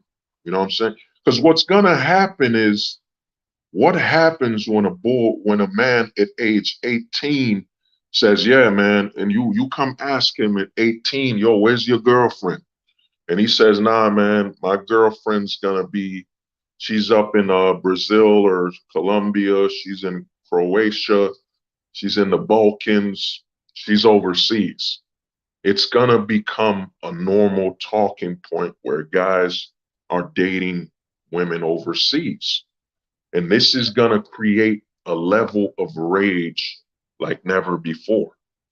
Because the women, in all honesty, they don't care about the red pill, man. The red pill don't mean nothing. You know what I mean? Kevin Samuels was just helping women focus on the targets. That's why I kept bringing high value target. You know what I'm saying? The red pill doesn't worry women. Because at the end of the day, the red pill tells men to stay here, which gives the women an opportunity to re-simplify them. You know what I'm saying? Re-simplify them anyway. But once that passport takes off, man, shit is going to change, man. 2023, everything changes, man. And a lot of people in the manosphere, they're not ready for it, especially the guys that make their money off of getting men mad and, you know, blaming women and have very closeted activity.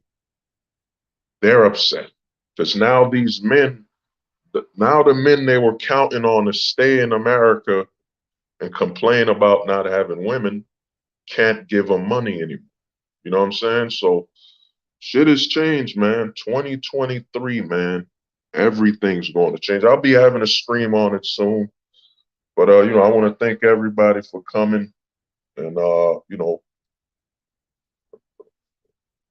I want to thank everybody for coming. Let's you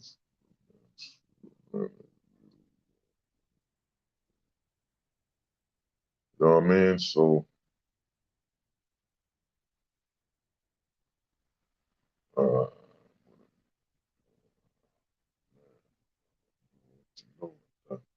yeah, so to me, man, y'all have a good one, man.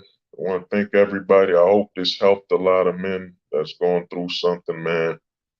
You know, don't delete, man. Don't delete yourself, man. You're not losing. You know, you're winning. You know what I'm saying? You're winning, man.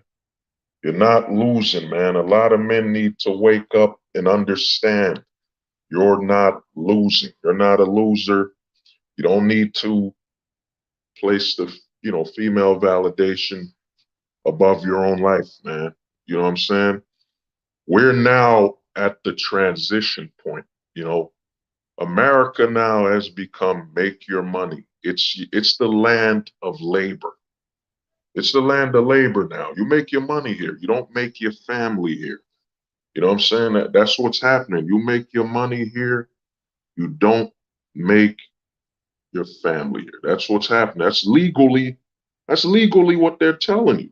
They don't want you to make your family here. I mean, because everything, this is why I call this stream it's pro, you know, pro male deletion, because the system is telling men to be traditional, to basically volunteer for their destruction on this false narrative that they're traditional men, when in reality, the men before you back in the 40s and 50s could protect their family.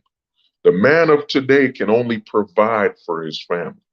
You can't even protect your daughter. You send your children to school. You know what I'm saying? The schools are trying to warp their minds now. You know what I'm saying? School isn't even about just learning anymore. It's about propaganda and agenda. You can't even send your kids to school no more. A man is realizing you can't protect nothing but yourself now. You know what I'm saying? And what that's creating is a lot of men are becoming detached.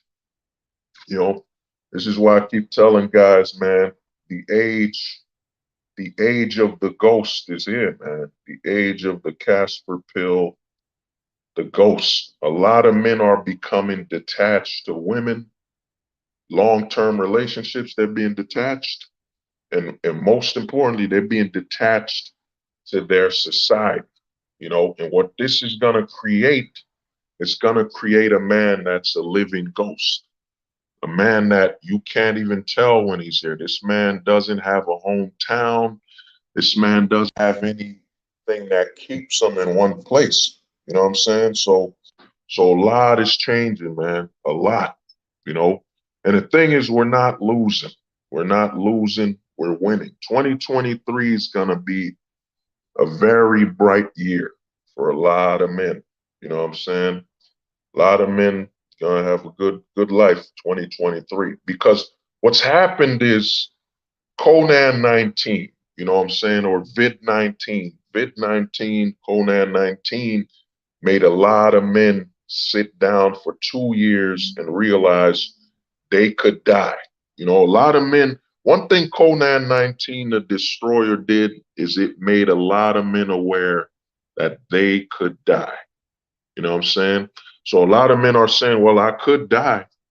So why would I die here trying to find love and trying to find everything when the system is against me to start a family? So a lot of men have been pushed to the edge.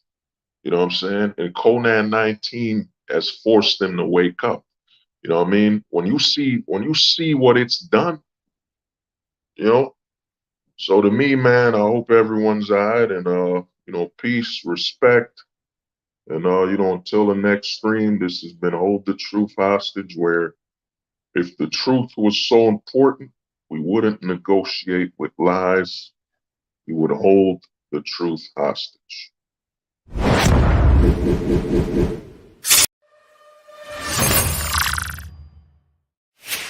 It's so important, guys. So important. By the way, women are the majority of voters in the United States. Pill ill, y'all niggas better listen. I'm black pill ill, y'all niggas better listen. I'm black pill ill, y'all niggas. They said the truth won't survive beside the lies that maintain the decaying faces.